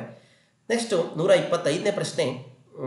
ಸರಿಯಾದ ಮಸೂದೆಯು ಕಾಯ್ದೆಯಾಗಿ ರೂಪುಗೊಳ್ಳುವಲು ಹಂತಗಳ ಸರಿಯಾದ ಅನುಕ್ರಮಣೀಯವನ್ನು ಗುರುತಿಸಿ ಅಂತ 2017ರಲ್ಲಿ ಅದು 125ನೇ ಪ್ರಶ್ನೆ ಆಗಿತ್ತು. ಸಮಿತಿಯ ಮಟ್ಟಕ್ಕೆ ಒಪ್ಪಿಸುವುದು, ರಾಷ್ಟ್ರಪತಿಯವರ ಅನುಮೋದನೆ, ಗೆಜೆಟೆಡ್ನಲ್ಲಿ ಪ್ರಕಟ, ವರದಿಯ ಹಂತದ ವಿಮರ್ಶೆ ಅಂತೇಳಿ. ಫಸ್ಟು ಸಿ ಅಂದರೆ ಗೆಜೆಟೆಡ್ನಲ್ಲಿ ಪ್ರಕಟ ಮಾಡಬೇಕು, ಸಮಿತಿಯ ಮಟ್ಟಕ್ಕೆ ಒಪ್ಪಿಗೆಗೆ ಕಳಿಸ್ಬೇಕು, ವರದಿಯ ಹಂತದ ವಿಮರ್ಶೆ ಆಗಬೇಕು, ಕೊನೆಯದಾಗಿ ರಾಷ್ಟ್ರಪತಿಯವರ ಅನುಮೋದನೆಗೆ ಹೋಗಬೇಕಾಗುತ್ತೆ. ಈ ರೀತಿ ಇದನ್ನು ಅನುಕ್ರಮಣ ಅಂದರೆ ಕ್ರಮವಾಗಿ ಬರೆಯಿರಿ ಅಂತೇಳಿ ಪ್ರಶ್ನೆಯನ್ನು ಕೇಳಿದ್ದಾರೆ. ನೆಕ್ಸ್ಟು ರಾಜ್ಯಗಳ ವಿಧಾನಸಭೆ, ವಿಧಾನ ಪರಿಷತ್ತು ಮತ್ತು ಮಸೂದೆಗಳಿಗೆ ಸಂಬಂಧಪಟ್ಟ ಹಾಗೆ ಏನು ಪ್ರಶ್ನೆ ಕೇಳಿದ್ದಾರೆ ನೋಡ್ತಾ ಹೋಗೋಣ ಬನ್ನಿ. ದ್ವಿಸದನಗಳ ಶಾಸನ ಸಭೆಯನ್ನು ಹೊಂದಿರುವ ರಾಜ್ಯಗಳು ಅಂದರೆ ಮೇಲ್ಮನೆ, ಕೆಳಮನೆ. ರಾಜ್ಯಗಳಲ್ಲೂ ಕೂಡ 2 ಮನೆಗಳಿದ್ದಾವೆ ರಾಜ್ಯ ಸಂಸತ್ತಿನಲ್ಲಿ, ಅಂದರೆ ರಾಜ್ಯ ವಿಧಾನಮಂಡಲದಲ್ಲಿ. ನೋಡ್ತಾ ಹೋಗೋಣ ಬನ್ನಿ. ಯಾವ್ಯಾವ ರಾಜ್ಯಗಳಲ್ಲಿ ಈ ಎರಡು ಮನೆಗಳು ಇದ್ದಾವೆ, ಮೇಲ್ಮನೆ ಮತ್ತು ಕೆಳಮನೆ ಅಂತಕ್ಕಂಥ ಒಂದು ಆಪ್ಷನನ್ನು ಕೇಳಿದ್ದಾರೆ. ಬಿಹಾರ, ಕರ್ನಾಟಕ, ಮಹಾರಾಷ್ಟ್ರ ಮತ್ತು ಜಮ್ಮು ಕಾಶ್ಮೀರಗಳಲ್ಲಿ ನಾವು ವಿಧಾನಸಭೆ ಮತ್ತು ವಿಧಾನ ಪರಿಷತ್ ಎರಡೂ ಮನೆಗಳನ್ನ ನೋಡ್ತಾ ಹೋಗ್ತೀವಿ. ವಿಧಾನಸಭೆ ಅಂತಕ್ಕಂಥದ್ದು ಕೆಳಮನೆ, ವಿಧಾನ ಪರಿಷತ್ ಅಂತಕ್ಕಂಥದ್ದು ಮೇಲ್ಮನೆ ಆಗಿರುತ್ತೆ. ಇಲ್ಲಿ ಜಮ್ಮು ಕಾಶ್ಮೀರ ಅಂತಕ್ಕಂಥದ್ದು ನಿಮಗೆ ಸ್ವಲ್ಪ ಗೊಂದಲ ಆಗ್ಬೋದು, ಆದರೂ ಕೂಡ ನೋಡ್ಕೊಳ್ಳಿ. ಇಲ್ಲಿ ವಿಧಾನ ಪರಿಷತ್ ಇರ್ತಕ್ಕಂಥ ಅಂದರೆ ಮೇಲ್ಮನೆ ಇರ್ತಕ್ಕಂಥ ರಾಜ್ಯಗಳ ಸಂಖ್ಯೆ ಎಷ್ಟು ಭಾರತದಲ್ಲಿ ಅಂತಂದರೆ 6 ರಾಜ್ಯಗಳಿದ್ದಾವೆ. ಕರ್ನಾಟಕ 75 ಸ್ಥಾನಗಳನ್ನ ಪಡ್ಕೊಂಡಿದೆ ವಿಧಾನ ಪರಿಷತ್ತಲ್ಲಿ. ಉತ್ತರ ಪ್ರದೇಶ 100 ಸ್ಥಾನ, ಹೆಚ್ಚು ವಿಧಾನ ಪರಿಷತ್ ಸ್ಥಾನಗಳನ್ನ ಹೊಂದಿರತಕ್ಕಂಥದ್ದು ಅದೇ. ಆಂಧ್ರ ಪ್ರದೇಶ 58, ಬಿಹಾರ 75 ಸ್ಥಾನಗಳಿದ್ದಾವೆ, ಮಹಾರಾಷ್ಟ್ರ 78 ಸ್ಥಾನ, ತೆಲಂಗಾಣ 40 ಸ್ಥಾನ. ಈ 6 ರಾಜ್ಯಗಳು ಯಾವ್ಯಾವು ಎರಡು ಮನೆಗಳ ವಿಧಾನ ಪರಿಷತ್ತನ್ನು ಹೊಂದಿರತಕ್ಕಂಥ ರಾಜ್ಯಗಳು ಅಂದರೆ ಕರ್ನಾಟಕ, ಉತ್ತರ ಪ್ರದೇಶ, ಆಂಧ್ರ ಪ್ರದೇಶ, ಬಿಹಾರ, ಮಹಾರಾಷ್ಟ್ರ, ತೆಲಂಗಾಣ. ಇಷ್ಟು ಏನಾಗಿದ್ದಾವೆ ರಾಜ್ಯ ವಿಧಾನ ಪರಿಷತ್ತನ್ನು ಹೊಂದಿರತಕ್ಕಂಥ ರಾಜ್ಯಗಳಾಗಿದ್ದಾವೆ ಸ್ನೇಹಿತರೆ, ನೋಡ್ಕೊಳ್ಳಿ. ನೆಕ್ಸ್ಟು, ಸಾಮಾನ್ಯವಾಗಿ ರಾಜ್ಯ ವಿಧಾನ ಪರಿಷತ್ತಿನ ಸಂಖ್ಯಾಬಲ ಎಷ್ಟು ಅಂತೇಳಿ ಕೇಳಿದ್ದಾರೆ. ಅಂದರೆ ವಿಧಾನಸಭಾ ಸದಸ್ಯರ ಅರ್ಧದಷ್ಟು ಇರುತ್ತಾ, ವಿಧಾನಸಭೆಯ ಸದಸ್ಯರ 1/3 ಇರುತ್ತಾ ಅಂತೇಳಿ. ವಿಧಾನಸಭೆ ಸದಸ್ಯರ 4ರಷ್ಟು, ವಿಧಾನಸಭೆ ಸದಸ್ಯರ ಸಂಖ್ಯೆ ಎಷ್ಟೇ ಅಂತೇಳಿ ಇಲ್ಲ, ಎರಡನೇ ಆಪ್ಷನ್ ಸರಿ.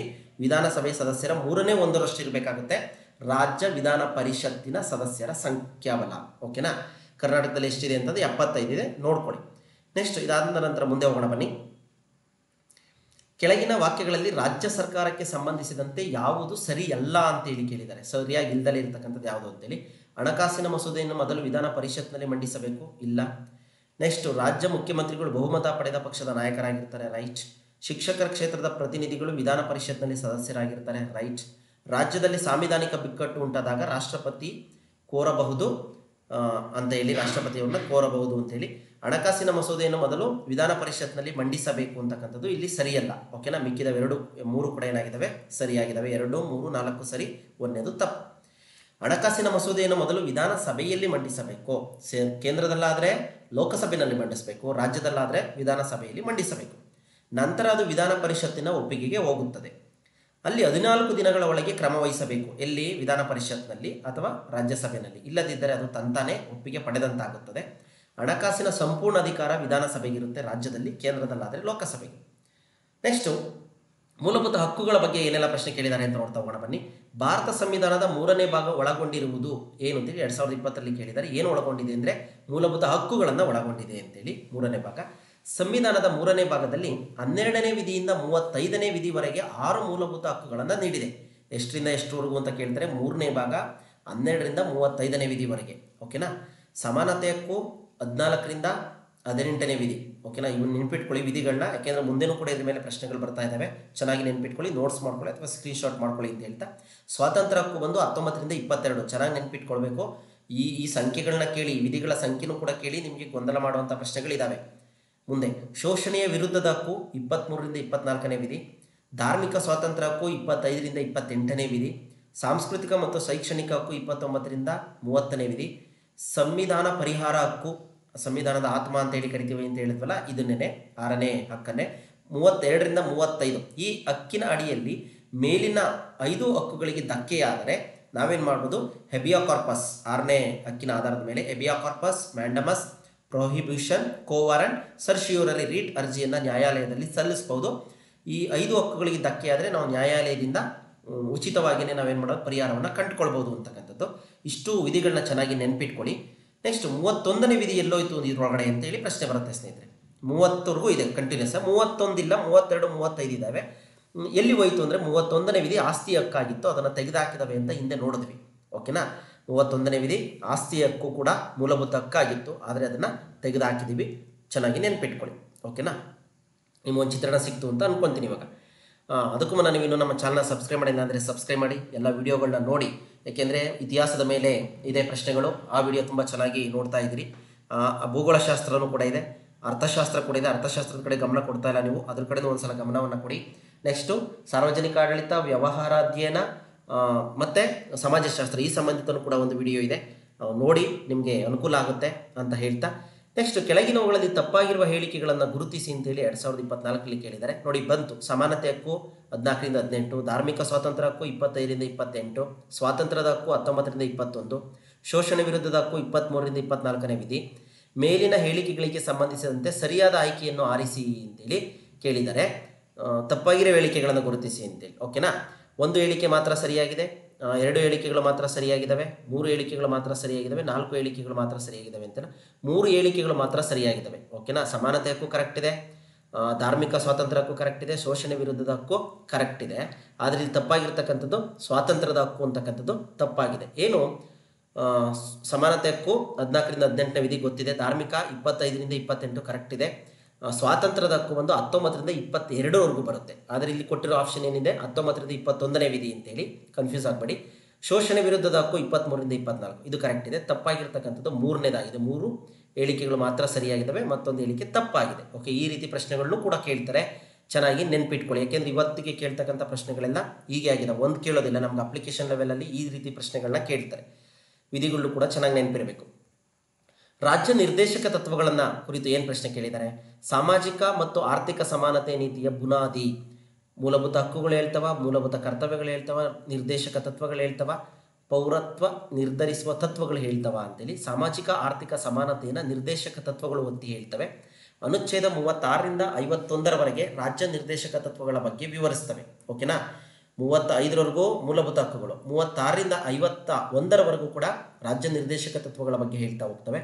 ನಾವು ಈ ರಾಜ್ಯ ನಿರ್ದೇಶಕ ತತ್ವಗಳನ್ನು ಯಾವ ಸಂವಿಧಾನದಿಂದ ಎರವಲು ಪಡ್ಕೊಂಡಿದ್ದೀವಿ ಅಂದರೆ ಐರ್ಲೆಂಡ್ ಸಂವಿಧಾನದಿಂದ.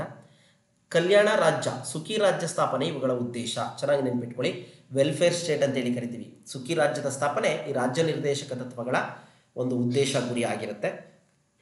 ಭಾರತ ಸಂವಿಧಾನದಲ್ಲಿ ರಾಜ್ಯ ನಿರ್ದೇಶಕ ತತ್ವಗಳನ್ನು ಸೇರಿಸುವುದರ ಮುಖ್ಯ ಉದ್ದೇಶ ಏನು ಅಂತೇಳಿ 2019ರಲ್ಲಿ ಕೇಳಿದ್ದಾರೆ. ನಾವು ಆಲ್ರೆಡಿ ಹೇಳಿದ್ವಿ, ಸುಖಿ ರಾಜ್ಯದ ನಿರ್ಮಾಣ ಈ ರಾಜ್ಯ ನಿರ್ದೇಶಕ ತತ್ವಗಳ ಒಂದು ಗುರಿಯಾಗಿರುತ್ತೆ ಸ್ನೇಹಿತರೆ. ನೆಕ್ಸ್ಟು ಸ್ಥಳೀಯ ಸರ್ಕಾರಗಳು ಮತ್ತು ಚುನಾವಣೆಗಳಿಗೆ ಸಂಬಂಧಪಟ್ಟ ಹಾಗೆ ಈ ಕೆಳಕಂಡ ಸಂವಿಧಾನ ತಿದ್ದುಪಡಿ ಕಾಯ್ದೆಯ ಮೂಲಕ ದೇಶದಾದ್ಯಂತ ಏಕರೂಪ ಪಂಚಾಯತ್ ರಾಜ್ ವ್ಯವಸ್ಥೆಯ ಅಸ್ತಿತ್ವಕ್ಕೆ ತರಲಾಯಿತು ಅಂತೇಳಿ 24ರಲ್ಲಿ ಕೇಳಿದ್ದಾರೆ. 72ನೇ ತಿದ್ದುಪಡಿನ, 73, 74, 75 ಯಾವ ತಿದ್ದುಪಡಿ ಅಂದರೆ 73ನೇ ತಿದ್ದುಪಡಿ ಕಾಯ್ದೆಯ ಪ್ರಕಾರ ದೇಶದಾದ್ಯಂತ ಏಕರೂಪ ಪಂಚಾಯತ್ ರಾಜ್ ವ್ಯವಸ್ಥೆಯನ್ನು ತಂದಿದ್ದೀವಿ. 73ನೇ ತಿದ್ದುಪಡಿ ಕಾಯ್ದೆಯು 1992ರಲ್ಲಿ ಜಾರಿಗೆ ಆಗುತ್ತೆ. ತಿದ್ದುಪಡಿ ಆಗುತ್ತೆ. 73ನೇ ತಿದ್ದುಪಡಿ 1992ರಲ್ಲಿ, 1993 ಏಪ್ರಿಲ್ 24ರಂದು ಜಾರಿ ಮಾಡ್ತಾರೆ. ಪಂಚಾಯತ್ ರಾಜ್ ಸಂಸ್ಥೆಗಳ ಸಾಂವಿಧಾನಿಕ ಸ್ಥಾನವನ್ನು ನೀಡಲಾಗುತ್ತೆ ಪಂಚಾಯತ್ ರಾಜ್ ಸಂಸ್ಥೆಗಳಿಗೆ. ಅಂದರೆ ಗ್ರಾಮ ಪಂಚಾಯಿತಿ, ತಾಲೂಕು ಪಂಚಾಯಿತಿ, ಜಿಲ್ಲಾ ಪಂಚಾಯಿತಿ. ದೇಶದಲ್ಲಿ ಸ್ಥಳೀಯ ಸ್ವ ಆಡಳಿತವನ್ನು ಬಲಪಡಿಸೋದಕ್ಕೆ ಇದ್ರ ಮೇಲೂ ಕೂಡ ಪ್ರಶ್ನೆಯನ್ನು ಕೇಳ್ತಾರೆ. 3 ಹಂತದ ಸ್ಥಳೀಯ ಸರ್ಕಾರ ವ್ಯವಸ್ಥೆಯನ್ನು ನೋಡ್ತೀವಿ, GP, TP, ZP ಅಂತೇಳಿ ನೋಡ್ಕೊಳ್ಳಿ. ಸ್ಥಳೀಯ ಸ್ವಯಂ ಸರ್ಕಾರಗಳ ಮುಖ್ಯ ಉದ್ದೇಶ ಏನು ಅಂತೇಳಿ ನೋಡಿ ಬಂತು. ಏನಂತೇಳಿ ಅಧಿಕಾರದ ವಿಕೇಂದ್ರೀಕರಣ ಅಂತಕ್ಕಂಥದ್ದು. ವಿಕೇಂದ್ರೀಕರಣದ ಮೂಲಕ ಪರಿಣಾಮಕಾರಿ ಆಡಳಿತವನ್ನು ನಡೆಸ್ತಕ್ಕಂಥದ್ದೇ ಸ್ಥಳೀಯ ಸರ್ಕಾರಗಳ ಮುಖ್ಯ ಉದ್ದೇಶ ಆಗಿರುತ್ತೆ ಸ್ನೇಹಿತರೆ. ಓಕೆನಾ? ಅಲ್ಲಿ ಸ್ಥಳೀಯ ಸರ್ಕಾರಗಳ ಬಗ್ಗೆ ನೀವು ನೋಡಿದಾಗ ಗೊತ್ತಾಗುತ್ತೆ, ಓದ್ಕೊಳ್ಳಿ. ನೆಕ್ಸ್ಟ್ ಮುಂದೆ ಹೋಗೋಣ ಬನ್ನಿ. ಹೊಂದಿಸಿ ಬರೀರಿ ಕೇಳಿದರೆ ಅಧಿಕಾರಿಗಳು ಸ್ಥಳೀಯ ಸರ್ಕಾರಗಳು ಅಂತೇಳಿ ಸರಿ ಉತ್ತರವನ್ನು ನೀಡಿದ್ವಿ. ಕಮಿಷನರ್ ಅಂತಕ್ಕಂಥವ್ರು ನಗರ ಪಾಲಿಕೆಗಳಲ್ಲಿರ್ತಾರೆ. ಚೀಫ್ ಆಫೀಸರು ಪಟ್ಟಣ ಪೌರಸಭೆಗಳಲ್ಲಿರ್ತಾರೆ. ಚೀಫ್ ಎಕ್ಸಿಕ್ಯೂಟಿವ್ ಆಫೀಸರು ಜಿಲ್ಲಾ ಪಂಚಾಯತಲ್ಲಿರ್ತಾರೆ. ಎಕ್ಸಿಕ್ಯೂಟಿವ್ ಆಫೀಸರು ತಾಲೂಕು ಪಂಚಾಯಿತಿಗಳಲ್ಲಿರ್ತಾರೆ. ಓಕೆನಾ? ಇದಿಷ್ಟು ಕೂಡ. ನೆಕ್ಸ್ಟು ಇದಾದ ನಂತರ ಕೆಳಗಿನವುಗಳಲ್ಲಿ ಯಾರು ಗ್ರಾಮ ಪಂಚಾಯಿತಿಗಳಲ್ಲಿ ಸರ್ಕಾರದಿಂದ ನೇಮಕಗೊಳ್ಳುವವರಾಗಿದ್ದಾರೆ ಅಂತೇಳಿ 2017ರಲ್ಲಿ ಕೇಳಿದರೆ ಈಸಿಯಾಗಿ ಗೊತ್ತಾಗುತ್ತೆ. PDO ಪಂಚಾಯಿತಿ ಅಭಿವೃದ್ಧಿ ಅಧಿಕಾರಿಗಳು. ಮಿಗ್ದವರೆಲ್ಲ ಜನಗಳು ಆಯ್ಕೆ ಮಾಡ್ತಕ್ಕಂಥದ್ದು, ಅವರ ಗೆದ್ದಂತಹ ಸಂದರ್ಭದಲ್ಲಿ ಅವ್ರುಗಳೇ ಮಾಡ್ಕೊಳ್ತಾರೆ. PDO ಪಂಚಾಯತ್ ಡೆವಲಪ್ಮೆಂಟ್ ಆಫೀಸರ್ ಸರ್ಕಾರದಿಂದ ನೇಮಕಗೊಳ್ಳುವಂಥವ್ರು. ನೆಕ್ಸ್ಟ್ ಇದಾದ ನಂತರ ಹೊಂದಿಸಿ ಬರೀರಿ ಮತ್ತೆ ಕೇಳಿದರೆ ಚುನಾವಣೆಗಳು ಯಾವಾಗ ನಡೀತವೆ ಅಂತೇಳಿ. ಓಕೆನಾ? ಸಾರ್ವತ್ರಿಕ ಚುನಾವಣೆ ಯಾವಾಗ ನಡೆಯುತ್ತೆ? ನಿಯತಕಾಲಿಕವಾಗಿ ನಡೆಯುವ ಚುನಾವಣೆ. ಅಂದರೆ 5 ವರ್ಷಕ್ಕೊಂದ್ಸಲ ನಾವೇನು ಚುನಾವಣಾ ಅವಧಿ ಮುಗಿಯುತ್ತೆ, ಅವ್ರ ಅಧಿಕಾರ ಅವಧಿ, ಅವಾಗ ನಡೀತಕ್ಕಂಥವು ಸಾರ್ವತ್ರಿಕ ಚುನಾವಣೆ. ನೆಕ್ಸ್ಟ್ ಮರು ಚುನಾವಣೆ ಯಾವಾಗ ನಡೆಯುತ್ತೆ ಅಂತಕ್ಕಂಥ ಪ್ರಶ್ನೆ ಬಂದರೆ ಚುನಾವಣಾ ಅಕ್ರಮದಿಂದ ನಡೆಯುವ ಚುನಾವಣೆ. ಚುನಾವಣೆಯಲ್ಲಿ ಏನಾದರೂ ಅಕ್ರಮ ನಡೀತು ಅಂತ ಗೊತ್ತಾಗಿ ಚುನಾವಣೆ ಅರ್ಧದಲ್ಲೇ ನಿಂತೋಗುತ್ತಲ್ಲ, ಎಲ್ಲ ವೋಟಿಂಗ್ ನಡೀತಾ ಇರ್ತಕ್ಕಂಥದ್ದು, ಆ ಸಂದರ್ಭದಲ್ಲಿ ಮರು ಚುನಾವಣೆಯನ್ನು ಮಾಡ್ತೀವಿ. ಉಪಚುನಾವಣೆಯನ್ನು ಯಾವಾಗ ಮಾಡ್ತೀವಿ?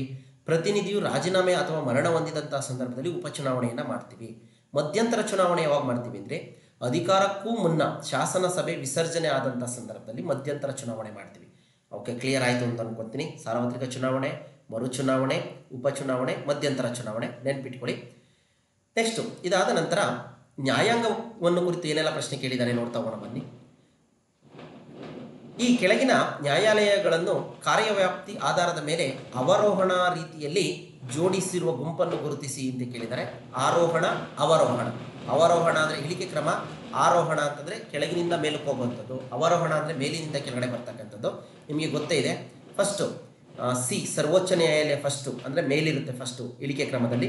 ನೆಕ್ಸ್ಟು ಬಿ ರಾಜ್ಯ ಉಚ್ಚ ನ್ಯಾಯಾಲಯಗಳು ಅಂದರೆ ಹೈಕೋರ್ಟ್ಗಳಿರುತ್ತೆ. ನೆಕ್ಸ್ಟು ಸೆಷನ್ ಕೋರ್ಟ್ ಇರುತ್ತೆ. ನೆಕ್ಸ್ಟ್ ಮ್ಯಾಜಿಸ್ಟ್ರೇಟ್ ಕೋರ್ಟ್ ಇರುತ್ತೆ ಈ ಆಧಾರದ ಮೇಲೆ. ನೆಕ್ಸ್ಟ್ ಇದಾದ ನಂತರ ಅಧೀನ ನ್ಯಾಯಾಲಯಗಳು ತಮ್ಮ ಅಧಿಕಾರ ವ್ಯಾಪ್ತಿಯನ್ನು ಮೀರಿ ಮೊಕದ್ದಮೆಯನ್ನು ವಿಚಾರಣೆ ಮಾಡಕೂಡದೆಂದು ಸರ್ವೋಚ್ಚ ನ್ಯಾಯಾಲಯ ಹೊರಡಿಸಿದ ಲಿಖಿತ ರೂಪದ ಆಜ್ಞೆ ಯಾವುದು ಅಂತೇಳಿ ಕೇಳಿದ್ದಾರೆ. ಅಂದರೆ ದೇಶದಲ್ಲಿ ಸರ್ವಶ್ರೇಷ್ಠ ನ್ಯಾಯಾಲಯ ಸರ್ವೋಚ್ಚ ನ್ಯಾಯಾಲಯ, ಅದರ ಅಂಡರ್ಲಿ ಬರ್ತಕ್ಕಂಥ ನ್ಯಾಯಾಲಯಗಳು ಕೂಡ ಅವ್ರಿಗೊಂದಷ್ಟು ಅಧಿಕಾರಗಳು ಅಂತ ಕೊಟ್ಟಿರ್ತದೆ. ಅದನ್ನು ಮೀರಿ ಕೂಡ ಯಾರು ಕೂಡ ಮೊಕದ್ದಮೆ ವಿಚಾರಣೆ ಮಾಡೋ ರೀತಿ ಇಲ್ಲ ಅಂತೇಳಿ ಯಾವುದು ಇದು ಅಂತೇಳಿ ಕೇಳಿದ್ದಾರೆ.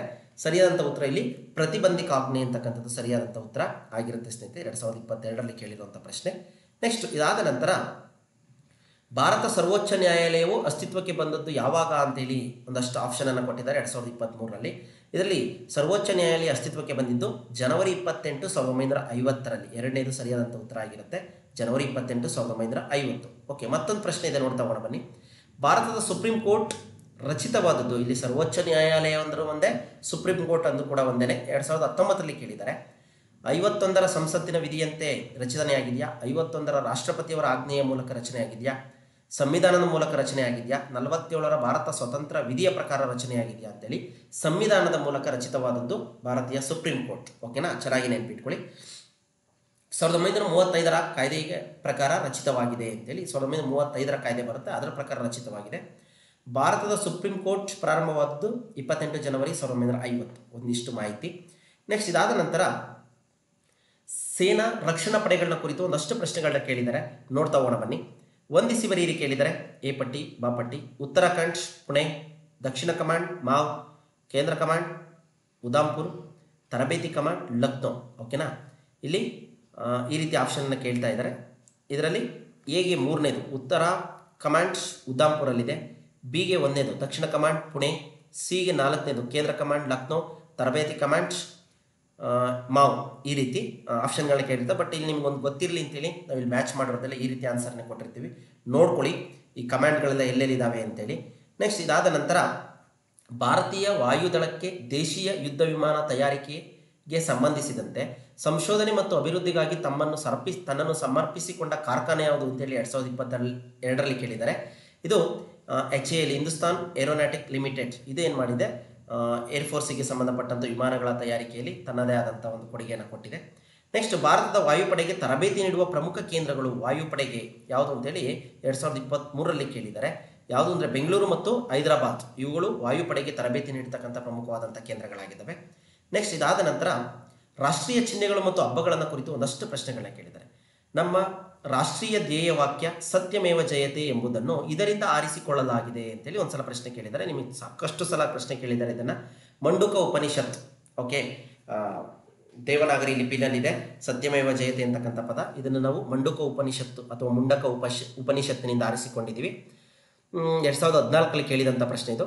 ಉತ್ತರ ಪ್ರದೇಶ ರಾಜ್ಯದ ವಾರಣಾಸಿ ಸಮೀಪದ ಸಾರನಾಥದಲ್ಲಿರುವ ಅಶೋಕ ಸ್ತಂಭದಲ್ಲಿರುವ ಸಿಂಹ ಲಾಂಛನದ ಕೆಳಗಿರ್ತಕ್ಕಂಥ ಸಾಲುಗಳಿದು. ಕ್ರಿಸ್ತಪೂರ್ವ 250ಕ್ಕೆ ಸಂಬಂಧಪಟ್ಟಂಥ ಒಂದು ವಿಚಾರ. ಮೌರ್ಯ ಸಾಮ್ರಾಜ್ಯದಲ್ಲಿ ಇದ್ರ ಬಗ್ಗೆ ಮಾಹಿತಿ ನಮಗೆ ಗೊತ್ತೇ ಇರುತ್ತೆ. ಸತ್ಯವೇ ಯಾವಾಗಲೂ ಗೆಲ್ಲುತ್ತದೆ ಅಂತಕ್ಕಂಥದ್ದೇ ಸತ್ಯಮೇವ ಜಯತೆ ಅಂತಕ್ಕಂಥ ಮೀನಿಂಗು.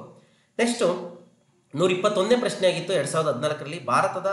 ಭಾರತದಂತಹ ರಾಷ್ಟ್ರದಲ್ಲಿ ರಾಷ್ಟ್ರೀಯ ಹಬ್ಬಗಳ ಆಚರಣೆಯ ಅವಶ್ಯಕತೆ ಇದೆ, ಕಾರಣ ಏನು ಅಂತೇಳಿ ಕೇಳಿದ್ದಾರೆ ಒಂದಷ್ಟು ಪ್ರಶ್ನೆಗಳನ್ನ. ಇಲ್ಲಿ ವೈವಿಧ್ಯತೆಯಲ್ಲಿ ಏಕತೆಯನ್ನು ರೂಪಿಸ್ತಕ್ಕಂಥದ್ದು ಭಾರತದಂಥ ರಾಷ್ಟ್ರದಲ್ಲಿ ರಾಷ್ಟ್ರೀಯ ಹಬ್ಬಗಳ ಆಚರಣೆಯ ಅವಶ್ಯಕವಾಗಿದೆ ಅಂತೇಳಿ. ಕನ್ಫ್ಯೂಸ್ ಆಗುತ್ತೆ ನಮಗೆ, ಸಂಸ್ಕೃತಿಯನ್ನು ರಕ್ಷಣೆ ಮಾಡೋದಕ್ಕ ಮೀಸಲಾತಿ ಆಗೋದಿಲ್ಲ, ವಿದೇಶಿ ಸಂಸ್ಕೃತಿ ಆಚರಣೆ ತಡೆಗಟ್ಟಲು ಅಂತ ಏನಲ್ಲ, ಆದರೂ ಇರ್ಬೋದು ಅಂತ ಗೊಂದಲ ಆಗುತ್ತೆ. ಬಟ್ ಬೇಡ, ನಮಗೆ ನಾವೇನಿದ್ರು ಕಂಟೆಂಟ್ ಬೇಸ್ಡ್ ಗುರುತಿಸಬೇಕಾಗುತ್ತೆ, ವೈವಿಧ್ಯತೆಯಲ್ಲಿ ಏಕತೆಯನ್ನು ರೂಪಿಸಲು ಅಂತಕ್ಕಂಥದ್ದು. ನೆಕ್ಸ್ಟು ಇದಾದ ನಂತರ ಈ ಹೇಳಿಕೆಗಳನ್ನು ಓದಿ ಸರಿಯಾದ ಆಯ್ಕೆಯನ್ನು ಆರಿಸಿ ಅಂತೇಳಿ 2014ರಲ್ಲಿ ಕೇಳಿದ್ದಾರೆ. ಭಾರತ ಸರ್ಕಾರವು ಭಾರತದ ರಾಷ್ಟ್ರ ಲಾಂಛನವನ್ನು 26 ಜನವರಿ 1951 ಅಂಗೀಕರಿಸಿತು. ಭಾರತದ ರಾಷ್ಟ್ರಗೀತೆಯಾಗಿರುವ ಜನಗಣಮನ ರವೀಂದ್ರನಾಥ ಟ್ಯಾಗೂರ್ 1911ರಲ್ಲಿ ಹಿಂದಿ ಭಾಷೆಯಲ್ಲಿ ರಚಿಸಿದರು. ತಪ್ಪು ಅನಿಸುತ್ತೆ, ಬಂಗಾಳಿ ಭಾಷೆ. ಭಾರತ ಸರ್ಕಾರವು ರಾಷ್ಟ್ರೀಯ ಪಂಚಾಂಗವನ್ನು 1957ರ ಮಾರ್ಚ್ 22ರಂದು ಆಚರಣೆಗೆ ತಂದಿತು. ಆನಂದ ಮಠ ಕಾದಂಬರಿಯನ್ನು ರಚಿಸಿದವರು ಬಂಕಿಮಚಂದ್ರ ಚಟರ್ಜಿ. ಕರೆಕ್ಟ್ ಇದೆ. ಇದರಲ್ಲಿ ಯಾವ ಉತ್ತರಗಳು ಸರಿ ಅಂತ ಹೇಳಿದ್ರೆ ACD ಸರಿ, ACD. ಆದರೆ ಭಾರತದ ರಾಷ್ಟ್ರಗೀತೆಯನ್ನು ರವೀಂದ್ರನಾಥ ಟ್ಯಾಗೂರ್ ರಚನೆ ಮಾಡಿದ್ರು, ಜನಗಣಮನನೇ. ಆದರೆ 1911ರಲ್ಲೇ ರಚನೆ ಮಾಡಿದ್ರು. ಆದರೆ ಯಾವ ಭಾಷೆಯಲ್ಲಿ? ಬಂಗಾಳಿ ಭಾಷೆಯಲ್ಲಿ. ಅದೊಂದನ್ನು ಚೆನ್ನಾಗಿ ನೆನ್ಪಿಟ್ಕೊಳ್ಳಿ ಸ್ನೇಹಿತರೆ. ಈ ರೀತಿ ನಾವು ಸಡನ್ನಾಗಿ ಓದ್ಕೊಂಬಿಟ್ಟಾಗ ಏನನ್ಸುತ್ತೆ, ಕರೆಕ್ಟ್ ಇದೆಯಲ್ಲ ಅಂತ ಗೊಂದಲ ಆಗ್ತೀವಿ. ಪ್ರತಿ ಒಂದು ವಾಕ್ಯವನ್ನು ಎಚ್ಚರಿಕೆಯಿಂದ ಓದ್ಕೊಳ್ಬೇಕು.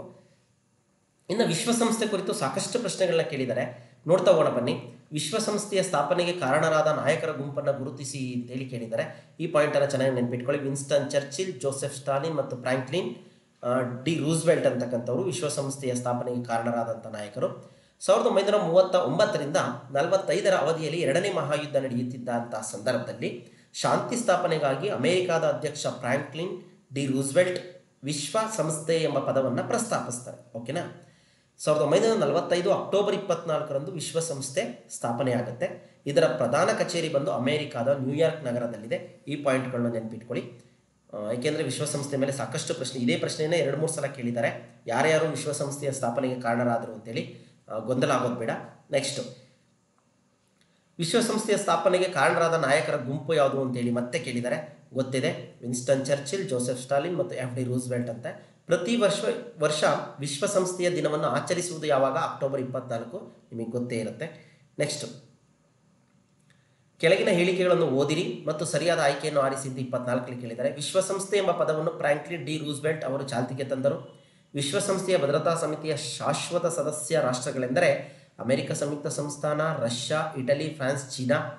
ತಪ್ಪು ಅಂತ ಗೊತ್ತಾಗುತ್ತೆ ನಿಮಗೆ, ಯಾಕೆಂದರೆ ಇಟಲಿ ಶಾಶ್ವತ ಸದಸ್ಯ ರಾಷ್ಟ್ರ ಅಲ್ಲ. ಅಂತಾರಾಷ್ಟ್ರೀಯ ನ್ಯಾಯಾಲಯವು 15 ಮಂದಿ ನ್ಯಾಯಾಧೀಶರನ್ನು ಒಳಗೊಂಡಿದೆ. ರೈಟ್. ವಿಶ್ವಸಂಸ್ಥೆಯ ಪ್ರಧಾನ ಮಹಾಕಾರ್ಯದರ್ಶಿಯಾಗಿದ್ದ ಟ್ರಿಂಗ್ವೇಲಿ ಅವರು ಸ್ವೀಡನ್ ದೇಶದವರಾಗಿದ್ದಾರೆ. ಇದರಲ್ಲಿ ಯಾವುದು ಎ, ಬಿ, ಸಿ ಸರಿನಾ ಅಂತಂದರೆ ಎ ಮತ್ತು ಸಿ ಸರಿಯಾಗಿರ್ತಕ್ಕಂಥ ಉತ್ತರ. ಇನ್ನು ಬಿ ಮತ್ತು ಡಿ ತಪ್ಪಾಗಿರ್ತಕ್ಕಂಥ ಉತ್ತರಗಳಾಗಿದ್ದಾವೆ ಸ್ನೇಹಿತರೆ, ನೆನ್ಪಿಟ್ಕೊಳ್ಳಿ. ನೆಕ್ಸ್ಟು, ಇದಾದ ನಂತರ ವಿಶ್ವ ವ್ಯಾಪಾರ ಸಂಘಟನೆಯ ಕೇಂದ್ರ ಕಚೇರಿ ಇರುವುದು ಎಲ್ಲಿ ಅಂತೇಳಿ 2020ರಲ್ಲಿ ಕೇಳಿದ್ದಾರೆ. ಪ್ಯಾರಿಸ್, ನ್ಯೂಯಾರ್ಕ್, ಜಿನೆವಾ, ರೋಮ್ ಅಂತೇಳಿ. ಜಿನೆವಾದಲ್ಲಿರ್ತಕ್ಕಂಥದ್ದು ವಿಶ್ವ ವ್ಯಾಪಾರ ಸಂಘಟನೆಯ ಕೇಂದ್ರ ಕಚೇರಿ. ಆಹಾರ ಮತ್ತು ಕೃಷಿ ಸಂಸ್ಥೆ ರೋಮಲ್ಲಿದೆ.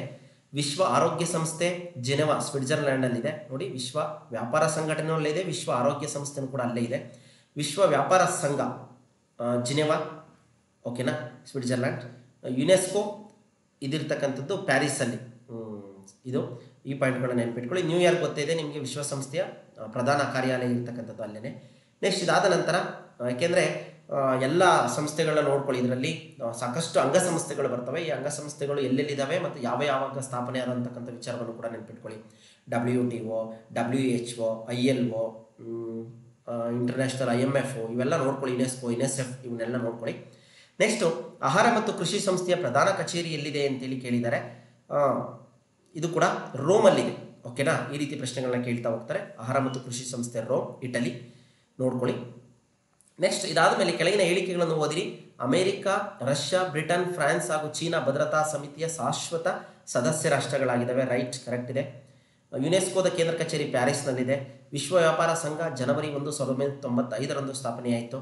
ವಿಶ್ವಸಂಸ್ಥೆಯ ವಾರ್ಷಿಕ ಆಯವ್ಯಯ ಪಟ್ಟಿಗೆ ಸಾಮಾನ್ಯ ಸಭೆಯ ಅನುಮೋದನೆ ಅವಶ್ಯಕವಾಗಿದೆ. ಓಕೆ, ಮೇಲಿನ ಹೇಳಿಕೆಗಳಿಗೆ ಸಂಬಂಧಿಸಿದಂತೆ ಈ ಕೆಳಗಿನವುಗಳಲ್ಲಿ ಸರಿಯಾದ ಉತ್ತರವನ್ನು ಆಯ್ಕೆ ಮಾಡಿ ಅಂತೇಳಿ ಕೇಳಿದ್ದಾರೆ. A, B, C, D 4 ಕೂಡ ಸರಿಯಾಗಿ ಇದ್ದಾವೆ ಸ್ನೇಹಿತರೆ. ನೋಡ್ಕೊಳ್ಳಿ, ಇಲ್ಲೇ ಒಂದಷ್ಟು ನಿಮಗೆ ನಾಲೆಡ್ಜ್ ಸಿಕ್ಬಿಡುತ್ತೆ ಇವುಗಳ ಬಗ್ಗೆ. ಏನೇ ಪ್ರಶ್ನೆ ಕೇಳಿದ್ರು ಉತ್ತರ ಕೊಡೋದಕ್ಕೆ ಆ ಒಂದು ರೀಸನ್ನಲ್ಲೇ ನಿಮಗೆ ಇವನ್ನೆಲ್ಲ ಒಂದು ಕಡೆ ಕಟ್ಕೊಡೋ ಪ್ರಯತ್ನ. ಯಾಕೆ ಅಂತಂದರೆ ನನಗೆ ಅನ್ನಿಸ್ತು ಈ ರೀತಿ ಕೊಟ್ಟರೆ ಚೆನ್ನಾಗಿರುತ್ತಲ್ಲ ವಿಡಿಯೋಗಳನ್ನ ಅಂತೇಳಿ. ಹಾಗಾಗಿ ಸ್ನೇಹಿತರೆ ನೋಡ್ಕೊಳ್ಳಿ. ಇದಾದ ನಂತರ GK ಸಂಬಂಧಪಟ್ಟಂಗೆ ಭಾರತ ಕುರಿತು ಸಾಮಾನ್ಯ ಜ್ಞಾನ, ಈ ಒಂದು ರಾಜ್ಯಶಾಸ್ತ್ರಕ್ಕೆ ಸಂಬಂಧಪಟ್ಟಂಗೆ ತೀನ್ ಮೂರ್ತಿ ಹೈಪಾ ಚೌಕ್ ಸಂಬಂಧಿಸಿರುವುದು ಏನಕ್ಕೆ ಅಂತೇಳಿ 2023ರಲ್ಲಿ ಕೇಳಿದ್ದಾರೆ. ಇದ್ರ ಬಗ್ಗೆ ಸ್ವಲ್ಪ ನೋಡ್ತಾ ಹೋಗೋಣ ಬನ್ನಿ.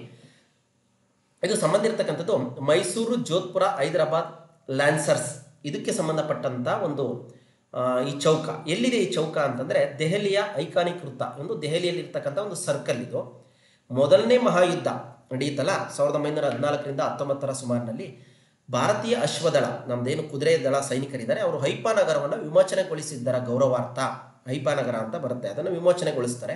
3 ಸೇನಾ ಘಟಕಗಳನ್ನು ಯಾರ್ಯಾರು ಅವತ್ತು ಅಲ್ಲಿಗೆ ಪ್ರತಿನಿಧಿಸಿದ್ರು ಅಂದರೆ ಮೈಸೂರು ಸಂಸ್ಥಾನ ರಾಜ ಸಂಸ್ಥೆ ಇತ್ತಲ್ಲ ಅವರು, ಜೋಧ್ಪುರದವರು, ಹೈದರಾಬಾದ್ ನಿಜಾಮ, ಇವರ ಒಂದು ನೇತೃತ್ವದ ಅಶ್ವದಳ ಏನಾಗುತ್ತೆ ಒಂದು ಹೈಪಾ ನಗರವನ್ನು ವಿಮೋಚನೆಗೊಳಿಸುತ್ತೆ. ಈ 3 ರಾಜರ ಪ್ರಭುತ್ವಗಳ ಅಶ್ವದಳಗಳ ಗೌರವ ಸೂಚಕವಾಗಿ ಪ್ರತಿನಿಧಿಸಿರುವ 3 ಪ್ರತಿಮೆಗಳ ಸ್ಮಾರಕ ಇದಾಗಿದೆ. ಆ ಪ್ರತಿಮೆಯನ್ನು ಏನಂತ ಅಂದ್ಕೊಂಡಿದ್ರು ಅಂದರೆ ದೆಹಲಿನಲ್ಲಿ ಇರ್ತಕ್ಕಂಥ ಸರ್ಕಲಲ್ಲಿ 3 ಪ್ರತಿಮೆಗಳನ್ನ, 3 ದಿಕ್ಕಿಗೆ 3 ಪ್ರತಿಮೆಗಳನ್ನ ಮಾಡಿ ನಿಲ್ಲಿಸಿದ್ದಾರೆ. ಜನಗಳು ಇದನ್ನು ಏನಂತ ತಪ್ಪು ತಿಳುವಳಿಕೆ ಮಾಡ್ಕೊಂಡಿದ್ದು ಅಂದರೆ ಗಾಂಧೀಜಿಯವರ 3 ಕೋತಿಗಳೆಂದು ಅಂತ ತಪ್ಪು ಭಾವಿಸಲಾಗಿತ್ತು. ಆ ರೀತಿ ಭಾವಿಸ್ಕೊಬಾರ್ದು. ಸೆಪ್ಟೆಂಬರ್ 23ರಂದು ಹೈಫಾ ದಿನವನ್ನಾಗಿ ಆಚರಿಸಲಾಗುತ್ತಿದೆ. ಓಕೆ, ಪ್ರತಿ ವರ್ಷ ಸೆಪ್ಟೆಂಬರ್ 23. ಪ್ರಸ್ತುತ ಭಾರತ ಇಸ್ರೇಲ್ ನಡುವಿನ ಬಾಂಧವ್ಯದ ಪ್ರತೀಕವಾಗಿದೆ. ಬಾಂಧವ್ಯವನ್ನು ಪ್ರತಿನಿಧಿಸ್ತಕ್ಕಂಥದ್ದು ಈ ತೀನ್ ಮೂರ್ತಿ ಹೈಫಾ ಚೌಕ್ ಆಗಿದೆ. ಇಷ್ಟು ವಿಚಾರಗಳನ್ನ ನೆನಪಿಟ್ಕೊಳ್ಳಿ. ನೆಕ್ಸ್ಟ್ ಇದಾದ ನಂತರ ಭಾರತದಂಥ ರಾಷ್ಟ್ರಕ್ಕೆ ಗಡಿ ರೇಖೆಯು ಅವಶ್ಯಕವಾಗಿದೆ. ಕಾರಣ ಏನು ಅಂತೇಳಿ ಕೇಳಿದರೆ, ಕೈಗಾರಿಕೆಗಳಿಗೆ ಬೇಕಾಗುವ ಕಚ್ಚಾ ಪದಾರ್ಥಗಳನ್ನು ಸರಬರಾಜು ಮಾಡಲು, ರೈಲು ಮಾರ್ಗಗಳಿಗೆ ಪೂರಕವಾಗಲು, ಕೈಗಾರಿಕೆಗಳ ಸಿದ್ಧವಸ್ತುಗಳನ್ನು ವಿತರಿಸಲು, ದೀರ್ಘವಾದ ಭೂಗಡಿಗಳನ್ನು ರಕ್ಷಿಸಲು. ದೀರ್ಘವಾದ ಭೂಗಡಿಗಳನ್ನು ರಕ್ಷಣೆ ಮಾಡೋದಕ್ಕೋಸ್ಕರ ಗಡಿ ರೇಖೆಗಳ ಅವಶ್ಯಕತೆ ಇದೆ. ನೆಕ್ಸ್ಟ್, ಭಾರತೀಯ ಪತ್ರಿಕಾ ಪರಿಷತ್ತು ಸಂಸ್ಥೆಯ ಉದ್ದೇಶ ಏನಾಗಿತ್ತು ಅಂತೇಳಿ ಪ್ರಶ್ನೆ. ಇಲ್ಲಿ ಪತ್ರಿಕಾ ಸ್ವಾತಂತ್ರ್ಯದ ರಕ್ಷಣೆಗೆ ಈ ಪತ್ರಿಕಾ ಪರಿಷತ್ತಿನ ಉದ್ದೇಶ ಆಗಿರುತ್ತೆ. ನೆಕ್ಸ್ಟ್ ಇದಾದ ನಂತರ 71 ಅಂದರೆ 1971ರಲ್ಲಿ 20 ವರ್ಷಗಳ ಶಾಂತಿ ಮೈತ್ರಿ ಮತ್ತು ಸಹಕಾರಕ್ಕೆ ಒಪ್ಪಂದಕ್ಕೆ ಸಹಿ ಹಾಕಿದ ದೇಶಗಳು ಯಾವುದು ಅಂತೇಳಿ ಭಾರತ ರಷ್ಯಾ, ಭಾರತ ಚೀನಾ, ಭಾರತ ಪಾಕಿಸ್ತಾನ, ಭಾರತ ಶ್ರೀಲಂಕಾ. ಗೊತ್ತಾಗುತ್ತೆ ನಮಗೆ. ಇವತ್ತಿನ ದಿನಗಳಿಂದ ಹೆಚ್ಚಿನ ಬಾಂಧವ್ಯವನ್ನು ಇಟ್ಕೊಂಡಿರ್ತಕ್ಕಂಥದ್ದೇ ಭಾರತ ಮತ್ತು ರಷ್ಯಾ ಜೊತೆ 2023ರಲ್ಲಿ ಕೇಳಿರ್ತಕ್ಕಂಥದ್ದು. ನೆಕ್ಸ್ಟ್ ಮುಂದೆ ಹೋಗೋಣ ಬನ್ನಿ. ಬಾಲಕಾರ್ಮಿಕ, ಇದು ಕೂಡ ಒಂದು GK ಪ್ರಶ್ನೆಗೆ ಸಂಬಂಧಪಟ್ಟಾಗಿತ್ತು. ಬಾಲಕಾರ್ಮಿಕ ಪದ್ಧತಿ ಸಮಸ್ಯೆಯನ್ನು ತೊಡೆದುಹಾಕಲು ಕೈಗೊಂಡಿರುವ ಕ್ರಮಗಳಿಗೆ ಸಂಬಂಧಿಸಿದಂತೆ ತಪ್ಪಾಗಿರುವ ಹೇಳಿಕೆಯನ್ನು ಆರಿಸಿ ಅಂತೇಳಿ 2024ರಲ್ಲಿ ಕೇಳಿದ್ದಾರೆ. 1988ರಲ್ಲಿ ರಾಷ್ಟ್ರೀಯ ಬಾಲಕಾರ್ಮಿಕ ಯೋಜನೆಯನ್ನು ಜಾರಿಗೊಳಿಸಲಾಯಿತು. 87ರಲ್ಲಿ ಬಾಲಕಾರ್ಮಿಕ ಕಲ್ಯಾಣಕ್ಕಾಗಿ ರಾಷ್ಟ್ರೀಯ ನೀತಿಯನ್ನು ಜಾರಿಗೊಳಿಸಲಾಯಿತು. 2006ರಲ್ಲಿ ಬಾಲಕಾರ್ಮಿಕ ಬಾಲಶ್ರಮ ನಿರ್ಮೂಲನಾ ಮತ್ತು ಪುನರ್ವಸತೀಕರಣ ಕಾಯ್ದೆಯನ್ನು ಜಾರಿಗೆ ಬಂದಿತು. ಬಾಲಕಾರ್ಮಿಕ ನಿಷೇಧ ಮತ್ತು ನಿಯಂತ್ರಣ ಕಾಯ್ದೆಯನ್ನು 1985ರಲ್ಲಿ ಜಾರಿಗೊಳಿಸಲಾಯಿತು ಅಂತೇಳಿ ಇಲ್ಲಿ ತಪ್ಪಾಗಿರುವ ಹೇಳಿಕೆ ಯಾವುದು? 4ನೇದು ಬಾಲಕಾರ್ಮಿಕ ನಿಷೇಧ ಮತ್ತು ನಿಯಂತ್ರಣ ಕಾಯ್ದೆಯನ್ನು 1985ರಲ್ಲಿ ಜಾರಿಗೊಳಿಸಲಾಯಿತು ಅಂತಕ್ಕಂಥದ್ದು ತಪ್ಪಾಗಿರ್ತಕ್ಕಂಥ ಹೇಳಿಕೆ ಆಗಿದೆ. ಸ್ವಲ್ಪ ಇವು ಗೊಂದಲ ಅನಿಸುತ್ತೆ ಸ್ನೇಹಿತರೆ. ಏನು ಗೊಂದಲ ಮಾಡ್ಕೊಳ್ಳೋದು ಬೇಡ. ನಾವು ಎಲ್ಲವನ್ನೂ ಒಂದು ಕಡೆ ಬರ್ಕೊಂಡು ಕ್ಲೀನಾಗಿ ನಾನು ಹೇಳಿದ್ದನ್ನು ಒಂದು ಘಟನೆಗೆ ಕಂಪೇರ್ ಮಾಡಿ ಓದ್ಕೊಂಡಿದ್ದೆ, ಆದರೆ ನೆನಪಿರುತ್ತೆ ಅಂತ ಹೇಳ್ತಾ ಕೆಳಗಿನ ಹೇಳಿಕೆಗಳನ್ನು ಓದಿ ಮತ್ತು ಸರಿಯಾದ ಆಯ್ಕೆಯನ್ನು ಆರಿಸಿ ಅಂತೇಳಿ.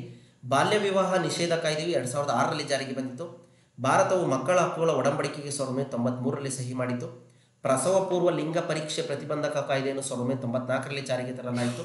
ಮಕ್ಕಳ ಸಹಾಯವಾಣಿ ಸಂಖ್ಯೆ 1098 ಆಗಿದೆ ಅಂತೇಳಿ. ಇದರಲ್ಲಿ ಸರಿಯಾದಂಥ ಉತ್ತರ ಎ ಮತ್ತು ಸಿ.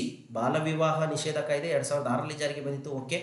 ಪ್ರಸವ ಪೂರ್ವ ಲಿಂಗ ಪರೀಕ್ಷೆ ಪ್ರತಿಬಂಧಕ ಕಾಯ್ದೆ 94ರಲ್ಲಿ ಜಾರಿಗೆ ಬಂದಿತ್ತು ಅಂತೇಳಿ. ನೆಕ್ಸ್ಟು ಮಕ್ಕಳ ಸಹಾಯವಾಣಿ ಸಂಖ್ಯೆ 1092 ಅಲ್ಲ 1098 ಆಗಿದೆ. ಹಾಗಾಗಿ ನೋಡ್ಕೊಳ್ಳಿ ಇದ್ರ ಬಗ್ಗೆ ಒಂದಷ್ಟು ಮಾಹಿತಿ.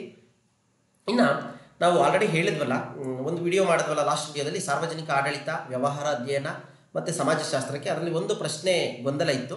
ಹಾಗಾಗಿ ಅದನ್ನು ಇಲ್ಲಿ ಹೇಳೋ ಪ್ರಯತ್ನ ಮಾಡಿದ್ವಿ ಸ್ನೇಹಿತರೆ, ನೋಡ್ಕೊಳ್ಳಿ. ಸಾರ್ವಜನಿಕ ಆಡಳಿತ ಎಂಬ ಪದವನ್ನು ಮೊಟ್ಟ ಮೊದಲಿಗೆ ಬಳಕೆಗೆ ತಂದವರು ಯಾರು ಅಂತೇಳಿ 4 ಆಪ್ಷನ್ನ ಕೇಳಿದರು. Alexander Hamilton. ಓಕೆನಾ, ಅಲ್ಲೇನಾಗಿತ್ತು ವುಡ್ರೋ ವಿಲ್ಸನ್ ಅಂತೇಳಿ ತಪ್ಪಾಗಿ ಹೇಳ್ಬಿಟ್ಟಿದ್ವಿ, ಅದನ್ನು ಸರಿ ಮಾಡ್ಕೊಳ್ಳಿ. Alexander Hamilton. ಆದರೆ ವುಡ್ರೋ ವಿಲ್ಸನ್ ಸಾರ್ವಜನಿಕ ಆಡಳಿತದ ಪಿತಾಮಹ. ಓಕೆನಾ, ಚೆನ್ನಾಗಿ ನೆನ್ಪಿಟ್ಕೊಳ್ಳಿ ಅಲೆಕ್ಸಾಂಡರ್ ಹ್ಯಾಮಿಲ್ಟನ್ ಮತ್ತು ವುಡ್ರೋ ವಿಲ್ಸನ್ ಬಗ್ಗೆ.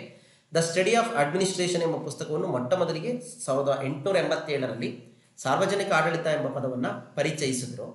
ಇವರು ಅಮೆರಿಕ ಸಂಯುಕ್ತ ಸಂಸ್ಥಾನದ 28ನೇ ಅಧ್ಯಕ್ಷರಾಗಿದ್ದರು. ಯಾರು? Woodrow Wilson. ಓಕೆನಾ, ಇದಿಷ್ಟು ಕೂಡ ಒಂದಿಷ್ಟು ಮಾಹಿತಿ ನೆನ್ಪಿಟ್ಕೊಳ್ಳಿ. ನೆಕ್ಸ್ಟ್ ಇದಾದಮೇಲೆ ಅರ್ಥಶಾಸ್ತ್ರದಲ್ಲಿ ಒಂದು ಪ್ರಶ್ನೆನಲ್ಲಿ ಒಂಚೂರು ಗೊಂದಲ ಇತ್ತು. ಏನಿತ್ತು ಅಂದರೆ, ಕೆಳಗಿನ ಹೇಳಿಕೆಗಳನ್ನು ಓದಿರಿ ಮತ್ತು ತಪ್ಪಾದ ಆಯ್ಕೆಯನ್ನು ಆರಿಸಿ ಅಂತ ಟೈಪ್ ಮಾಡಬೇಕಾಗಿತ್ತು. ಆದರೆ ಏನಾಗಿತ್ತಲ್ಲಿ ಸರಿಯಾದ ಆಯ್ಕೆಯನ್ನು ಆರಿಸಿ ಅಂತೇಳಿ ಟೈಪ್ ಮಾಡಿಬಿಟ್ಟಿದ್ವಿ. 2024ರ ಪ್ರಶ್ನೆ. ಇಲ್ಲಿ ಆಪ್ಷನ್ ಕೂಡ ಕೊಟ್ಟಿದ್ದೀವಿ. ಇಲ್ಲಿ ಆನ್ಸರ್ ಕೂಡ ಸೇಮ್ ಇದೆ, ಏನು ಆನ್ಸರಲ್ಲಿ ಏನು ಸಮಸ್ಯೆ ಇಲ್ಲ, ಸೇಮ್ ಇದೆ. ಆದರೆ ಸರಿಯಾದ ಹೇಳಿಕೆಯನ್ನು ಆರಿಸಿ ಅಂತ ಕೇಳಿದಾಗ ಇಲ್ಲಿ 1, 2 ಮತ್ತು 4ನೇ ಹೇಳಿಕೆಗಳು ಸರಿಯಾಗಿದ್ದಾವೆ. ತಪ್ಪಾಗಿರ್ತಕ್ಕಂಥ ಹೇಳಿಕೆ ಯಾವುದು ಅಂತಂದರೆ, ನಾಗರಿಕ ಆಡಳಿತ ವೆಚ್ಚ, ರಕ್ಷಣಾ ವೆಚ್ಚ, ಬಡ್ಡಿ ಪಾವತಿ ಇವುಗಳು ಯೋಜನಾ ವೆಚ್ಚದ ಭಾಗವಾಗಿವೆ, ಅಲ್ಲ ಯೋಜನೇತರ ವೆಚ್ಚಗಳಾಗಿದ್ದಾವೆ ಅಂತೇಳಿ ಬರುತ್ತೆ ಸ್ನೇಹಿತರೆ. ಹಾಗಾಗಿ ಇದೊಂದು ಪ್ರಶ್ನೆ ಸರಿ ಮಾಡಿಸ್ಕೊಳ್ಳಿ. ಕರೆಕ್ಟ್ ಇದೆ, ಇವಾಗ ಏನು ಕೊಟ್ಟಿದ್ದೀವಿ ಇದು. ಬಟ್ ಅಲ್ಲಿ ಟೈಪಿಂಗ್ ಒಂದು ಮಿಸ್ಟೇಕ್ ಆಗಿತ್ತು. ಸರಿಯಾದ ಹೇಳಿಕೆಯನ್ನು ಆರಿಸಿ ಅಂತೇಳಿ. ಸರಿಯಾದ ಹೇಳಿಕೆ ಆಗಿದ್ರೆ 1, 2, 4 ಆಗಬೇಕಿತ್ತು. ಇದೊಂದು ಇದಾಗಿದೆ. ಇಷ್ಟು ವಿಚಾರವನ್ನು ನೋಡ್ಕೊಳ್ಳಿ. ಯಾವುದೇ ಗೊಂದಲಗಳಿದ್ದರೆ ಅಥವಾ ಏನಾದರೂ ಡೌಟ್ಗಳಿದ್ರೆ ಅಥವಾ ಏನಾದರೂ ನಿಮಗೆ ಅನಿಸಿಕೆಗಳಿದ್ದರೆ ಕಮೆಂಟ್ ಮುಖಾಂತರ ತಿಳಿಸ್ಕೊಡಿ ಅಂತ ಹೇಳ್ತಾ ಸ್ನೇಹಿತರೆ, ಇದೇ ರೀತಿ ನಮಗೆ ಸಹಕಾರವನ್ನು ಕೊಡಿ. ಇನ್ನಷ್ಟು ವಿಡಿಯೋಗಳನ್ನ ಮಾಡೋದಕ್ಕೆ ನಮಗೆ ಸ್ಫೂರ್ತಿ ಸಿಗುತ್ತೆ. ಜೊತೆಗೆ ಎಲ್ಲ ವಿಡಿಯೋಗಳನ್ನ ನೋಡಿದಾಗ ನಿಮ್ಗೆ ಏನು ಅನಿಸುತ್ತೆ ಅಂತಕ್ಕಂಥದ್ದನ್ನು ಕೂಡ ಕಮೆಂಟ್ ಮುಖಾಂತರ ತಿಳಿಸ್ಕೊಡಿ ಅಂತ ಹೇಳ್ತಾ, ಜೊತೆಗೆ ಟೆಲಿಗ್ರಾಮ್ ಚಾನಲ್ ಕೂಡ ಇದೆ, ಜಾಯ್ನ್ ಆಗಿ. ಏನಾದರೂ ನೋಟ್ಸ್ಗಳಿದ್ರೆ ಸಾಕಷ್ಟು, ಇವಾಗ ಆಲ್ರೆಡಿ ನಮ್ಮ ಟೆಲಿಗ್ರಾಮ್ ಚಾನಲಲ್ಲಿ ಸಾಕಷ್ಟು ನೋಟ್ಸ್ಗಳನ್ನ ನಿಮಗೆ ಕೊಟ್ಟಿದ್ದೀವಿ ಗ್ರೂಪ್ಗೆ ಜಾಯ್ನ್ ಆಗಿ. ಈ ವಿಡಿಯೋದಲ್ಲೂ ಕೂಡ ಟೆಲಿಗ್ರಾಮ್ ಗ್ರೂಪ್ದು ಲಿಂಕ್ ಕೊಟ್ಟಿರ್ತೀನಿ. ಜೊತೆಗೆ ಒಂದಷ್ಟು ಹಿಂದೆ ಇರ್ತಕ್ಕಂಥ ವಿಡಿಯೋಗಳ ಇದನ್ನು ಡಿಸ್ಕ್ರಿಪ್ಷನಲ್ಲಿ ಕೊಟ್ಟಿರ್ತೀವಿ. ಕೊನೆಯದಾಗಿ ಡಿಸ್ಕ್ರಿಪ್ಷನಲ್ಲಿ ಒಂದ್ಸಲ ಕಣ್ಣಾಡಿಸಿ ಏನಾದರೂ ಹೇಳೋಕ್ಕೆ ಕೊಡುವಂಥದ್ದಿದ್ದರೆ ಆ ಡಿಸ್ಕ್ರಿಪ್ಷನಲ್ಲಿ ಮೆನ್ಷನ್ ಮಾಡಿರ್ತೀವಿ ಅಂತ ಹೇಳ್ತಾ ಎಲ್ಲರಿಗೂ ಕೂಡ ಇಂದಿನ ತರಗತಿಗೆ ಧನ್ಯವಾದಗಳು ಸ್ನೇಹಿತರೆ.